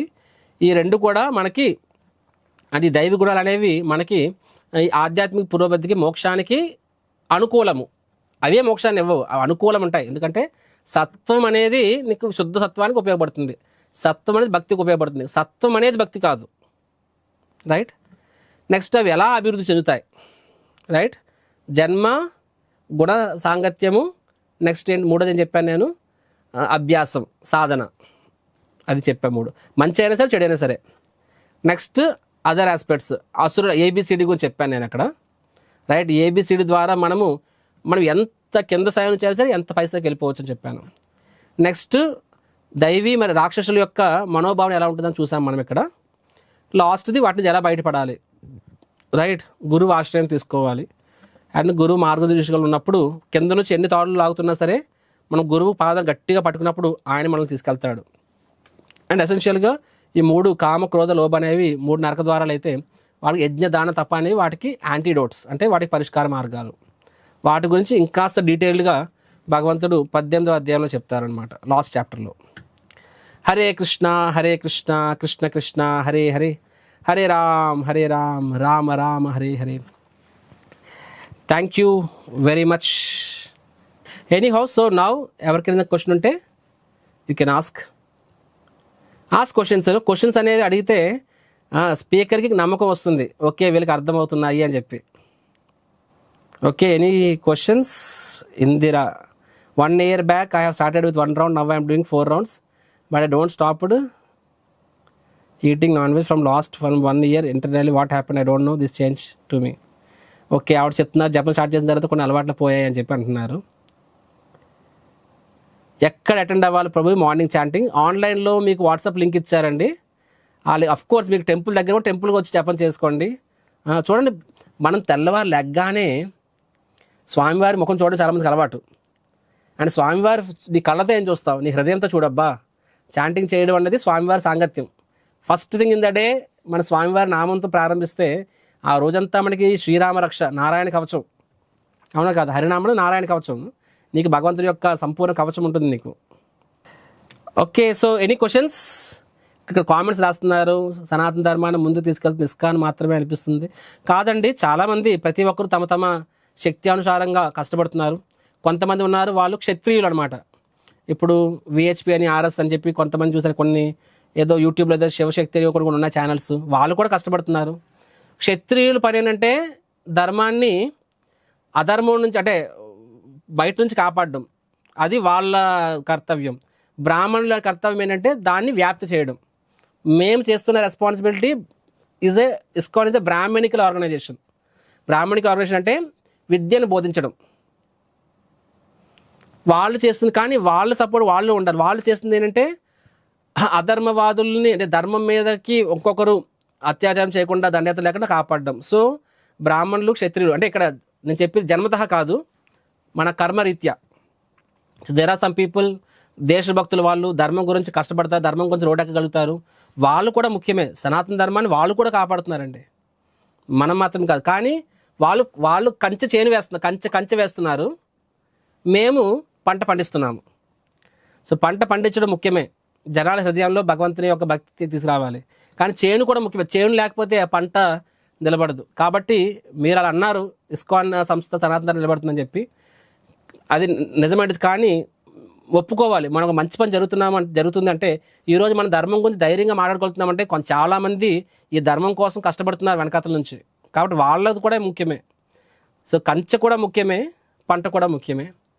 కంచె ఉంది, పంట వేసేవాడు లేకపోతే కూడా ఏం లాభం లేదు, రైట్? కానీ పంట వేస్తున్నాం మేము, కంచె లేకపోతే ఆ పంటని ఎవరైనా పాడు చేసేయగలరు.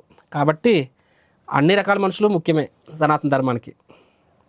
సో కళ్యాణ్ చక్రవర్తి గారు అన్మ్యూట్. హరే కృష్ణ, మీ పేరు తీసుకుని ఏమనుకోవద్దే. చిన్న సందేహం, ఆత్మ, పరమాత్మ, ప్రకృతి. ఆత్మ స్వేచ్ఛ ఉంటుంది, మనం చూస్ చేసుకోవడానికి, మన కర్మ చేయడం. మీ వాయిస్ కొంచెం హోల్డ్ ఆన్, నాకు సరిగ్గా వినిపించట్లేదండి మీ వాయిస్. ఒక్క నిమిషం. యా,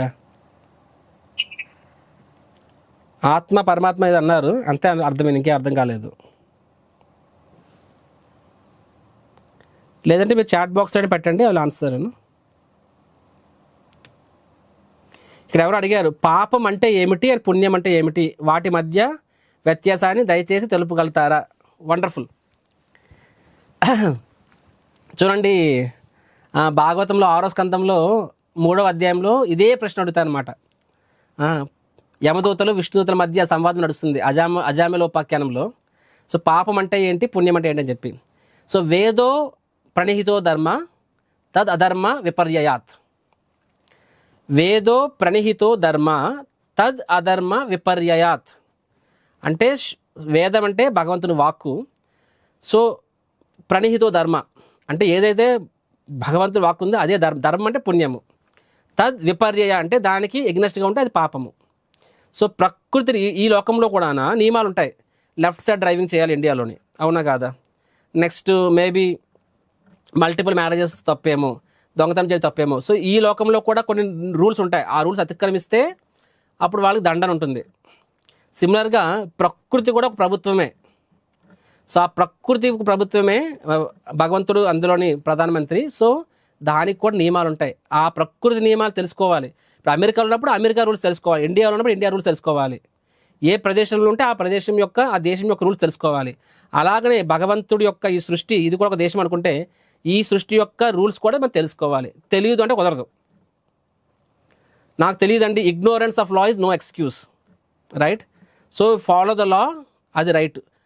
బ్రేక్ ద లా, అది రాంగ్. సింపుల్గా so follow the universal government. State government కాదు, నేషనల్ గవర్నమెంట్ కాదు, యూనివర్సల్ గవర్నమెంట్, అది పుణ్యం. Against the law, against the universal government, అది పాపం. సింపుల్. సో అది మనకి శాస్త్రం చెప్తుంది. చూడండి, ఈ లోకంలో ప్రజలు ఈ ప్రభుత్వాలు ఉంటాయి, మారుతూ ఉంటాయి. ఇప్పుడు ఒక ప్రభుత్వం వస్తుంది, మద్యపాన నిషేధం అంటుంది. అప్పుడు నువ్వు మందు కొడితే పాపం, అంటే తప్పు. సో మందు కొట్టకపోతే తప్పు. అదే ప్రభుత్వం మారిపోయాక ఆ మద్యపాన ఎత్తేస్తే అప్పుడు ప్రభుత్వమే మందు అమ్ముతుంది, అప్పుడే తప్పు కాదు అది. సిమిలర్గా ఒక ప్రభుత్వం వచ్చి ఆ స్వలింగ వివాహము తప్పు కాదు అంటది, ఇంకో ప్రభుత్వం లేదు స్వలింగ వివాహం తప్పు అంటది. సో అంటే సో ప్రభుత్వాలు మారినంత మాత్రాన తప్పు ఒప్పుడు మారిపోతాయండి ఈ లోకంలో. కానీ యూనివర్సల్ గవర్నమెంట్ ఆ ప్రభుత్వాలు మారవు, ఒకడే భగవంతుడు మారడు. కాబట్టి అక్కడ శాస్త్రం ఏం చెప్తుందో అదే రాజ్యాంగం.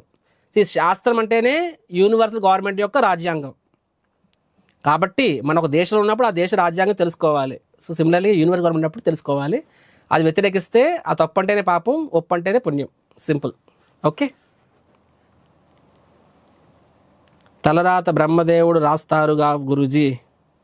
ఓకే, మీ ప్రశ్న ఏంటి నాకు చెప్పండి ఎగ్జాక్ట్లీ. ఎస్ కళ్యాణ్ చక్రవర్తి గారు అన్మ్యూట్.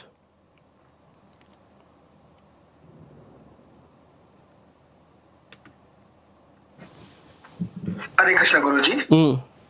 అది యాక్చువల్లీ నాకు కొంచెం మేబీ దురాశయం అనిపించవచ్చు ఈ క్వశ్చన్. పర్లేదు. యాజ్ ఎ భక్తుడి కింద మీరు ఇంతకు ముందు అధ్యాయంలో మనకి చెప్పింది ఏంటంటే ఆత్మ, పరమాత్మ, ప్రకృతి. ఆత్మకి స్వేచ్ఛ ఉంది, మనం ఒకటి కోరుకోవడానికి, కర్మలు చేయడానికి. వేరే మన కర్మానుసారం పరమాత్మ మనకు అనుగ్రహిస్తాడు, ప్రకృతి మనకు ప్రసాదిస్తుంది. ఇది బేసిక్ కాన్సెప్ట్. అవును. అసలు భగవంతుడు ఇంత కరుణామయుడు అయి ఉండి మట్ల ఇంత దయామయుడు ఆయన మనకి ఆ చాయిస్ ఎందుకు ఇస్తాడు? ఇచ్చేదేదో డైరెక్ట్. నేను దాని గురించి మీకు చెప్పాను కదండి, దాని గురించి మీకు చెప్పాను ముందు కూడా చెప్పాను. ఇప్పుడు మనకు ఆ స్వేచ్ఛ అనేది లేకపోతే దెన్ వీఆర్ రోబోట్స్. అప్పుడు అది ప్రేమ అనేది ఎందుకు అవుతుంది? ఇప్పుడు తండ్రి అనేవాడు ఉన్నాడు, సో ఎంతని బంధిస్తాడు? సో కంప్లీట్గా వాడికి చాయిస్ ఇవ్వకపోవడం అంటే then it is not. So అప్పుడు ఏం చేస్తాడు? సరే you do it, you realise it, come back. So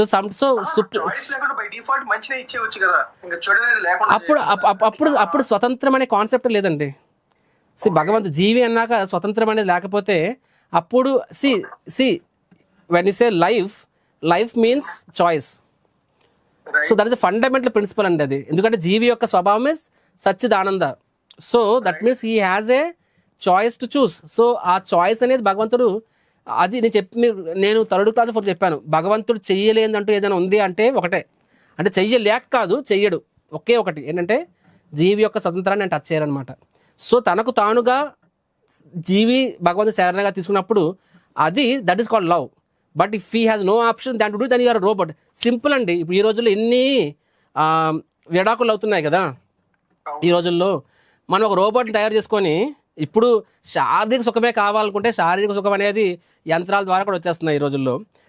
so ఒక రోబోట్ని పెట్టుకొని ఆ రోబోట్ కూడా నీకు బట్టలు ఉతకగలదేమో, నీకు వంట చేయగలదేమో, రేపు ఉన్నా సరే రోబోట్తో మనం ఉండిపోగలమండి.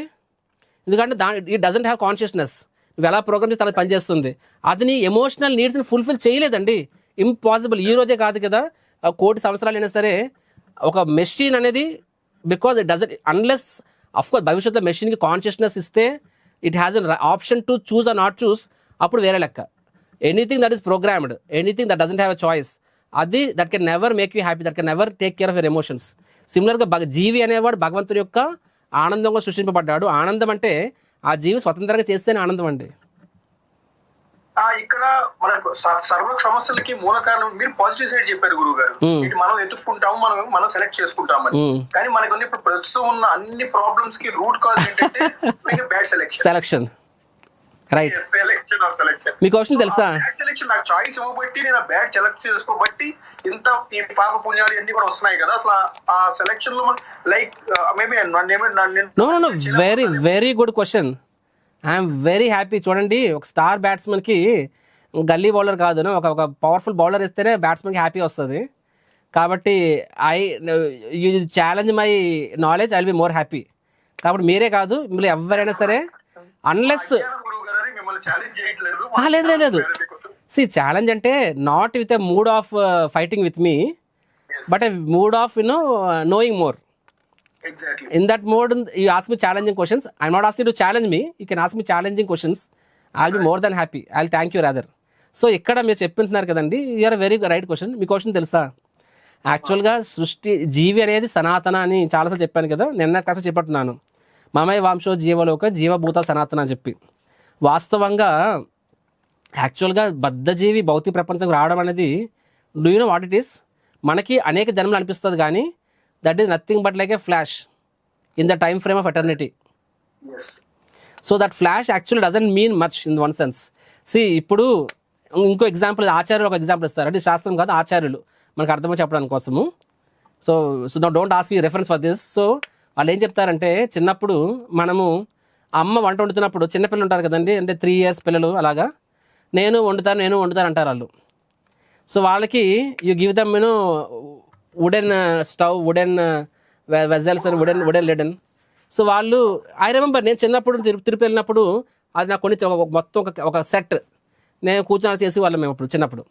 సో పిల్ల నువ్వు వండుకొని ఇస్తుంది, అది యాక్టింగ్ చేస్తుంటారు వండుతున్నట్టుగానే. బట్ ఆఫ్టర్ 3 hours నిజంగా వండగలదా అండ్ తిరిగి ఆకలి తీరుతుందా? Again the child will go back to the mother, నాకు ఆకలి వేస్తుందని చెప్పి. So that is experience sometimes mother give to child.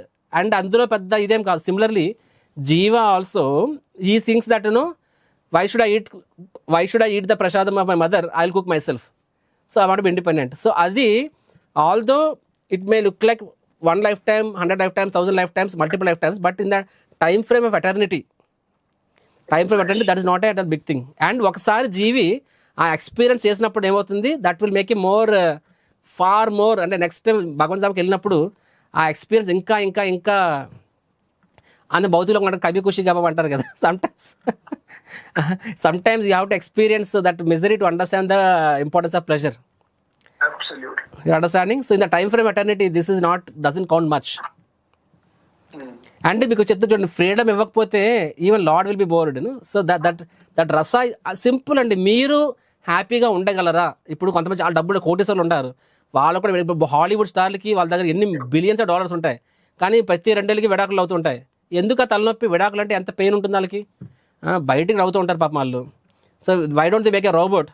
ఆ రోబోట్తోనే శారీరక సుఖం పొందొచ్చు, రోబోట్తోనే అన్ని తీసుకోవచ్చు. Why will they not do it? ఎందుకు చేయట్లేదంటే that without emotion, without that independently చేస్తేనే అది ఎమోషన్ అంతెందుకండి.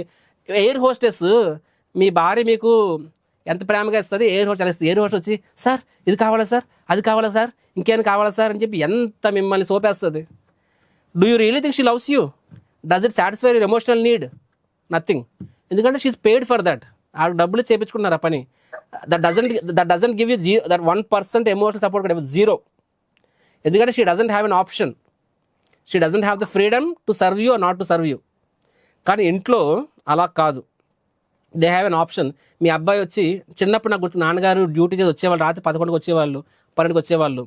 సో మేము వెయిట్ చేసి తెలిసి ఉండేవాళ్ళం, మాకు సరదా అది. నాన్నగారు షూస్ మేము మా చేతులతో ఇప్పేవాళ్ళం, నాన్నగారు బెల్ట్ ఇప్పేవాళ్ళు, ఇది పోలీస్ మ్యాన్. సో ఆయన ప్యాంటు మేము కిందకి లాగేవాళ్ళం. ఇంట్లో ఫ్యాన్ ఉంటుంది, మదర్ భోజనం పెట్టేవాళ్ళు, కానీ మేము విసనంగా విసిరేవాళ్ళము. మాకు అది ఆనందం. అండ్ ఐఎమ్ షూర్ మా నాన్నగారు కూడా చాలా ఆనందం వచ్చి ఉంటుంది అది. ఎందుకంటే వీ హ్యావ్ ఎన్ ఆప్షన్. ఆయన ఏమి నన్ను విసరమని చెప్పట్లేదు or like that, but by our own self we do it. So when you have నిజమైన we are not body, we are when you say soul, it has emotions. Emotion అన్నాక when you have the other person have a choice and still he serves you, అది మాత్రమే ఆనందాన్ని ఇస్తుందండి. కాబట్టి ఆ freedom అనేది లేనప్పుడే అసలు ఈ క్రియేషన్కి అర్థమే లేదు అసలు. And lord is also like mechanical, then nothing. How can lord enjoy with something? దాన్ని మనం బొమ్మలం అయిపోతాం. అప్పుడు బొమ్మలతో ఎంత ఆనందం పొందుతావు నువ్వు, రైట్? Thank you. ఇంకా మీకు అర్థం కాకపోతే ఇంకెక్కడో మూలం డౌట్ ఉందనుకోండి, అది భగవంతుడే తీర్చగలడు. And then you chant. By chanting పరమాత్మ will clarify all doubts. Sometimes beyond a point, the super soul only can help us. Okay, but at least I could satisfy your intellect, I believe. Okay. Got the clarity. As you rightly mentioned, I have to go to the next level by doing chanting. That's true. Yeah. See, నేను చెప్పింది theoretical convince అవ్వచ్చు. Theoretical conviction వేరు. ఇప్పుడు ఇప్పుడు నేను చెప్పిన answer మీకు అర్థమైంది. ఈ క్లాస్లో కొంతమంది మేబీ సింపుల్ ఎవరో విమెన్ ఉండొచ్చారు, ఎల్డర్లీ పీపుల్, వాళ్ళకి అంత ఇంటలెక్చువల్ అనలిటికల్ నాలెడ్జ్ ఉండకపోవచ్చు. So they may not understand it, but if they are sincerely following the sadhana, Krishna will give them the intelligence. నేను చెప్పాను కదండి, చండాలుడికి ఈ has the conviction. So at the end of the day by your intellect you cannot conquer Krishna. అలా అని చెప్పి intellect పక్కన పెట్టేమని కాదు. Intellect should be used to understand that Krishna can't be fully understood by intellect. Logic should be used to logically understand that not everything can be understood by logic. Right. Okay, thank you. ధన్యవాదాలు గురుగారు. సరోజా రాణి గారు, మీరు చాలా అడిగారు, ఇక్కడ చాలా క్వశ్చన్లు వచ్చాయి. ఓకే, నేను ఇప్పుడు ఏం చేస్తానంటే, so many questions are there, participants. Okay, Prabhuji మీరు చెప్పారు కదా మనము కర్మని డిటాచ్మెంట్తో చెయ్యాలి అని చెప్పి, అంటే ఎలాగా? ఒక ఎగ్జాంపుల్. ఓరు నాయన, రామాయణం అంతా విన్న తర్వాత రాముడికి సీత విన్నాను అన్నట్టుగానా? So detachment, I gave example that one thing is, దానికి 5వ అధ్యాయంలో చెప్పాను కదండి, మనము ముగ్గురు కర్మలు ఉంటారు కదా, కర్తలు ఉంటారు, ముగ్గురులో ఒక కర్త మనము. ఫస్ట్ థింగ్ అది మనం అర్థం చేసుకోవాలి. రెండవది, మనిషి జన్మ యొక్క ఉద్దేశము ఈజ్ ప్యూరిఫికేషన్. అండ్ శుద్ధావస్థలో నీ కర్మలు చేయకపోయినా పర్వాలేదు, కర్మలు అన్నీ వదిలేసి బాబాజీ అయిపోయి శుద్ధ భక్తులు అయిపో పర్వాలేదు. కానీ మనలాంటి స్థాయిలో మనం ఆ స్థాయికి వెళ్ళలేం కాబట్టి మనకంటూ ఒక బాధ్యత ఉంటాయి కదా, ఆ బాధ్యతల్ని భగవంతునితో అనుసంధానం చేస్తూ, అంటే అయితే ఆ బాధ్యతల్ని భగవంతునితో కలుపుకోవాలి, ఆర్ ఫలితాన్ని భగవంతునికి ఇవ్వాలి, ఆర్ నువ్వు చేస్తున్నది ఇది భగవంతుడు నాకు ఈ పని అప్పచెప్పాడని చెప్పి ఆ భావనలో చేస్తాం. అండ్ ఆ ఫలితం కూడా సింపుల్, కర్మణ్యవాది కారస్తే, భగవద్గీత 2వ అధ్యాయం 47వ శ్లోకం. కర్మణ్యవాది కారస్తే మా ఫలేషు కదాచన, నువ్వు నీ బాధ్యత చేయాల్సిందే కానీ ఫలాపేక్ష ఉండకూడదు. ఆ ఫలితం వచ్చినా సరే నాకు ఇచ్చే, మా ఫర్మ కల హేతుర్భు, ఆ ఫలితం కూడా నీ వల్ల వచ్చింది అనుకోవద్దు, నీ వల్ల రాలేదు, నా వల్ల వచ్చింది, నేను ఇచ్చిన కూడా వచ్చింది. మాతే సంగోస్త్వ అకర్మని, అలా అరే కష్టపడాలి నేను, ఫలితం నీకు ఇచ్చేయాలి, కనీసం ఆ క్రెడిట్ కూడా నేను ఉంచుకోకూడదు, క్రెడిట్ కూడా నీకే ఇచ్చేయాలి, ఎందుకు పని చేయాలి, పని చేయను, నో. మాతే సంగోస్త్వ అకర్మని, అకర్మని పని చేయకపోయినా సరే పాపం తగులుతుంది. సో అది నిష్కామ కర్మ, అలాగే అది డిటాచ్మెంట్, రైట్. కృష్ణ అవతార సంపత్తి టైంలో ద్వారకా ప్రజలు కూడా సముద్రంలో కలిసిపోయారు ప్రభుజీ. కృష్ణవారిని రక్షించి అవతార సంపత్తి చేశారా ప్రభుజీ? అక్కడ ప్రజలు సాక్షాత్ కృష్ణుడితోనే ఉన్నారు కదా ప్రభుజీ, మరి వాళ్ళని కృష్ణుడు సేవ్ చేశారా? చూడండి, కృష్ణుడు ఎందుకు కాపాడలేదు? సింపుల్ క్వశ్చన్ మీది. ఫస్ట్ ఆఫ్ ఆల్, బద్ధావస్థలో శారీరక స్థాయిలో ఉన్నప్పుడు మనకేమనిపిస్తుందంటే ఈ శరీరాన్ని కాపాడితేనే కాపాడినట్టు అనిపిస్తుంది. చూడండి, కృష్ణుడు తన లీల చేసినప్పుడు తనతో పాటు ఆ ద్వారకా వారు వాసే సాధారణ వ్యక్తులు కాదండి, భగవంతుని స్వధామం నుంచి వచ్చారు. భగవంతుడు వచ్చినప్పుడు రాజు ఎప్పుడు ఒంటరిగా రాడు, రాజు తన మంది మార్బలంతో వస్తాడు. సింపుల్గా భగవంతుడు కూడా తన యొక్క నిత్య పార్షదులు, అక్షర చెప్పుకున్నాను కదా, చెప్పుకున్నాను కదండి. అక్షర అంటే వాళ్ళు ఎప్పుడు పతనం అవ్వరు, కానీ వాళ్ళు పతనం అవ్వరు, కానీ భగవంతుడు తనతో పాటు తీసుకొస్తాడు అనమాట, నిత్య సిద్ధులు వాళ్ళు. సో తనతో పాటు తీసుకొస్తారు. అండ్ తన లీలలు ముగిసిన తర్వాత తనతో పాటు వాళ్ళు కూడా అదృశ్యం అయిపోతారు. బాహ్యంగా ఎలా అవుతారు? కొన్నిసార్లు రామాయణంలో ఎలా అయింది చూడండి, రాముడు సరయూ నదిలో మునిగారు, తనతో పాటు అయోధ్యవాసులు అందరూ కూడా సరయూ నదిలో ప్రవేశించారు. అందరూ వారి యొక్క స్థూల శరీరాలు అదృశ్యమైపోయి వారంతా పూర్తిగా అయోధ్యకు వెళ్ళిపోయారు. అంటే అయోధ్య అంటే వైకుంఠ లోకానికి వెళ్ళిపోయారు వాళ్ళు, రైట్.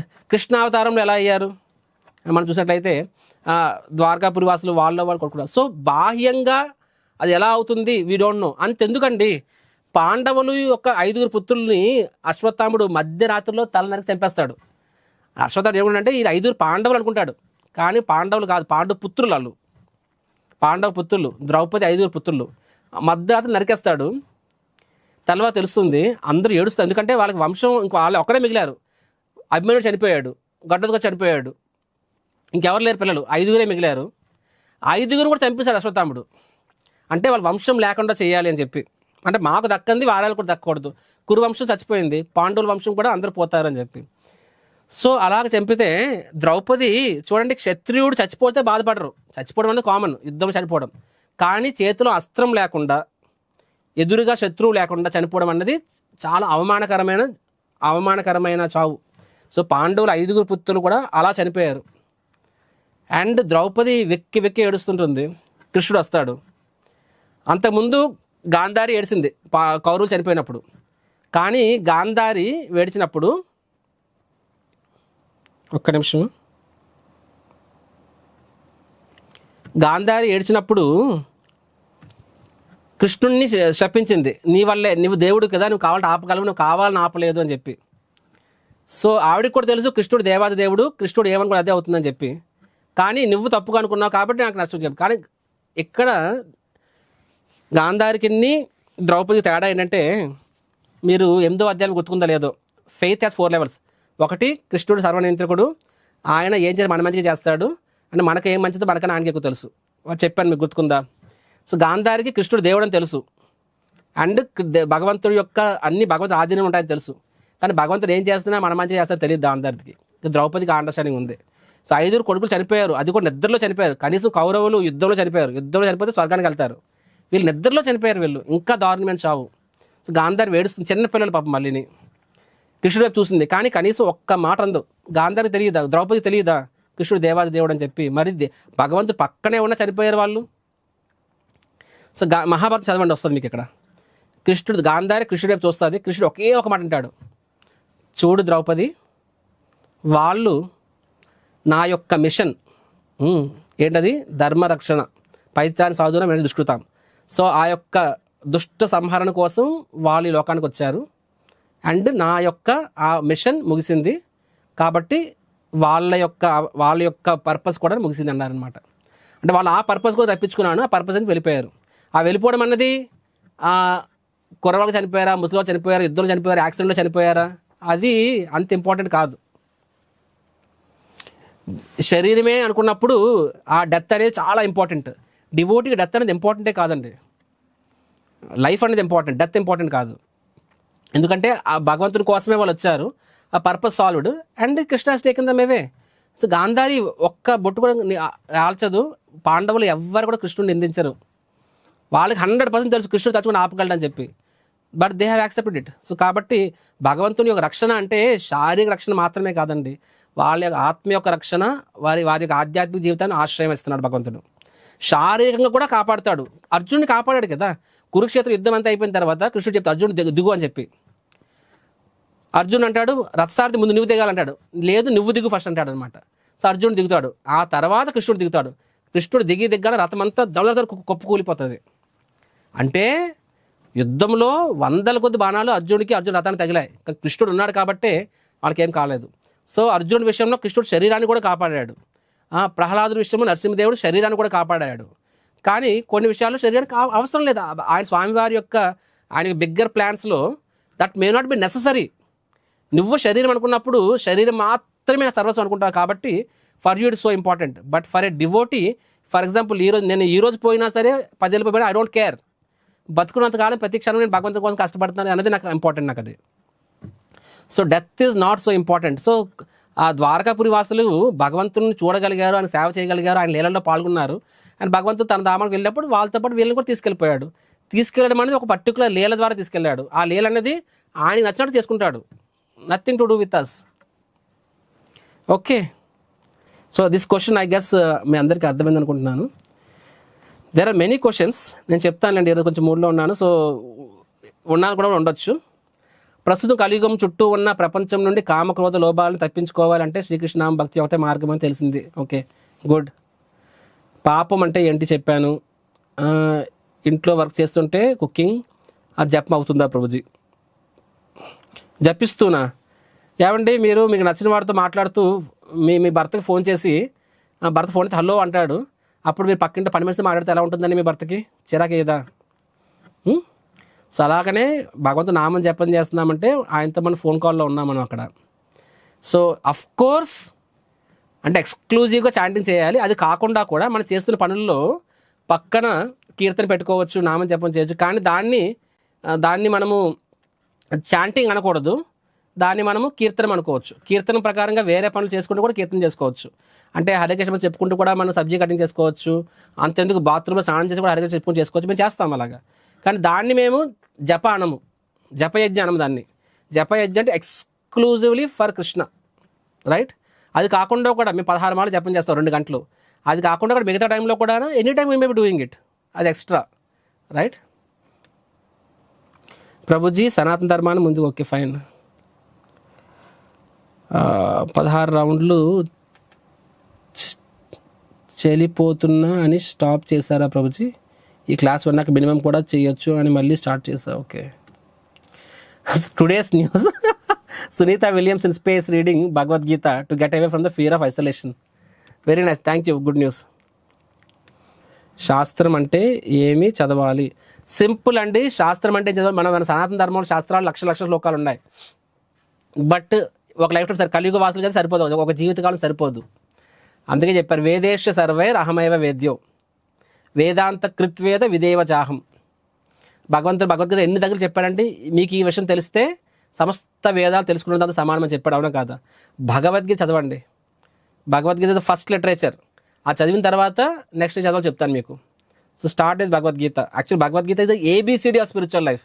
మన దురదృష్టం ఏంటంటే మనకు ఆ ఏబిసిడి కూడా ఎవరు చెప్పలేదు. కాబట్టి ఆ ఏబిసిడి కూడా మనకు కొంచెం కష్టంగా అనిపిస్తుంది. అందుకనే ఈ 18 రోజుల కోర్సు పెడుతున్నాను నేను. ఈ 18 రోజుల కోర్సులో మొత్తం భగవద్గీత అర్థమైపోతుందని కాదు.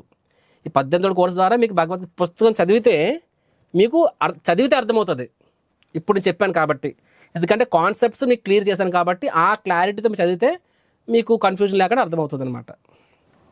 Why we easily attract to bad things and hard for good things? Very good question. ఎందుకు చెడు విషయాలకి ఈజీగా అట్రాక్ట్ అవుతాము, మంచి విషయాలకి అంత ఈజీగా అట్రాక్ట్ అవ్వము? ఎందుకంటే ఇప్పుడు ఒక నది ప్రవహిస్తుంది, కృష్ణానది ఇక్కడ ప్రవహిస్తుంది కదండి. నది ఎలా వస్తుంది?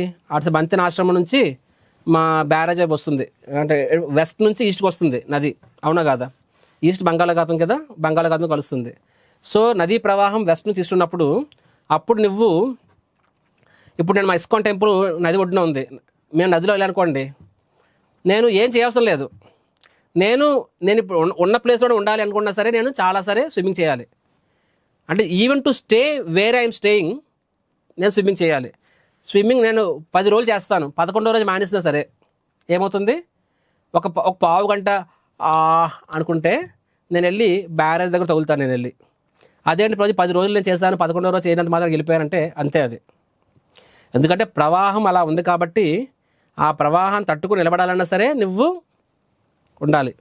సిమిలర్గా యూ షుడ్ అండర్స్టాండ్ ఈ భౌతిక లోకం ఏంటి?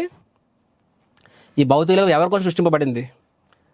ఎవరైతే భగవంతుని మర్చిపోయి స్వతంత్రంగా బతకాలనుకుని వారి కోసం సృష్టింపబడింది. కాబట్టి ద టైడ్ బై డిఫాల్ట్ ఈ లోకంలో ప్రతిదీ మన కిందకు లాగుతూ ఉంటుంది. కాబట్టి మనము మన స్థాయిలో ఉండడానికైనా సరే మనం సాధన చేయాలి. అండ్ ఇంకాస్త నువ్వు స్విమ్మింగ్ చేస్తే నదీ ప్రవాహానికి ఆపోజిట్గా వెళ్ళగలవు నువ్వు. సో కష్టం అనిపిస్తుంది కదా ప్రభుజీ, నదీ ప్రవాహానికి ఆపోజిట్గా అంటే చాలా కష్టమే. కానీ భగవంతుడు అన్నాడు, మా అమ్మ ఏమన్నారు, అది ప్రకృతే క్రియమానాని గుణయ కర్మాని సర్వశ, అది కాదు ఏమన్నా చెప్పారు, దైవీయేష గుణమయి మమ మాయా దురత్యయ మామేవయే ప్రపద్యంతే మాయామేజం తరంతితే అని చెప్పారు. అంటే ఈ యొక్క మాయాశక్తి అంటే నదీ ప్రవాహాన్ని ఎక్కువ మీరు ఫేస్ ఎంతసేపు చూస్తావు నువ్వు అలాగా. కానీ ఎవరైతే నా ఆశ్రమం తీసుకుంటారో వాళ్ళకి ఏమవుతుంది, ఆ నదీ ప్రవాహము ఆపోజిట్ డైరెక్షన్ వెళ్ళిపోతుంది అప్పుడు వాళ్ళ కోసం. అదే మాయాదేవి నీకు నిన్ను ప్రోత్సహిస్తుంది అప్పుడు. ఎందుకంటే మాయాదేవి దుర్గాదేవి కదా, దుర్గాదేవి వైష్ణోదేవి ఆవిడకి సపోర్ట్ చేస్తుంది. You want to become a devotee, she will support you. You want to become a criminal, she will punish you. కాబట్టి ఈజీ విషయాలకి మనము అంటే చెడుకి ఈజీగా అట్రాక్ట్ అవుతాము, అది బద్ధవస్థలో. ఒకసారి మీ హృదయం పరిశుద్ధమైన తర్వాత చెడు వైపు చూడాలన్నా సరే మీకు అసహ్యం వేస్తుంది. ఈరోజు ఇప్పుడు నన్ను ఊహించుకుంటే నేను to think about some sinful activities, నాకు ఆ ఆలోచన కూడా రాదు. ఆ ఆలోచన ఒకవేళ నా మనసులో వచ్చినా సరే చాలా బాధగా అనిపిస్తుంది. ఇట్స్ నాట్ దట్ చెడుకి మనం ఆకర్షణ అవుతామన్నది నిజం కాదు. అది మొదట్లో అవుతాము, ఎందుకంటే ఇంకా భగవంతుని ఆశ్రయం తీసుకోలేదు కాబట్టి, పూర్తిగా పరిశుద్ధం అవ్వలేదు కాబట్టి. శుద్ధావస్థ బద్ధావస్థలో ఇంద్రియ భోగం అనేది మనకు స్వాభావికం, న్యాచురల్గా ఇంద్రియ భోగం. బై డిఫాల్ట్ ప్రతి ఆలోచన ఇంద్రియ భోగం. శుద్ధావస్థలో కృష్ణుడికి సేవ అనేది స్వాభావికం. సో బద్ధావస్థ నుంచి శుద్ధావస్థ వచ్చే ప్రక్రియలో కొంచెం కష్టపడాలి, దాన్నే సాధన అంటారు. బద్ధావస్థ నుంచి శుద్ధావస్థకు వచ్చే ప్రక్రియ అది సాధన, దాన్ని కష్టపడాలి, దానికి గురువు యొక్క షెల్టర్ తీసుకోవాలి. గురువు లేకుండా చేయలేవు నువ్వు. ఇప్పుడు అందుకని ఈ సబ్జెక్ట్స్ ఇంకాస్త డీప్గా 17 సండే ఆఫ్టర్నూన్ చెప్తానండి. సండే ఆఫ్టర్నూన్ మీకు చాలా I will share some good news, don't miss it. Okay, I think ఈరోజు చాలు, ఆల్ రికార్డ్స్ బ్రేక్ చేస్తాం మనం ఈరోజు. That is and here. Hare Krishna.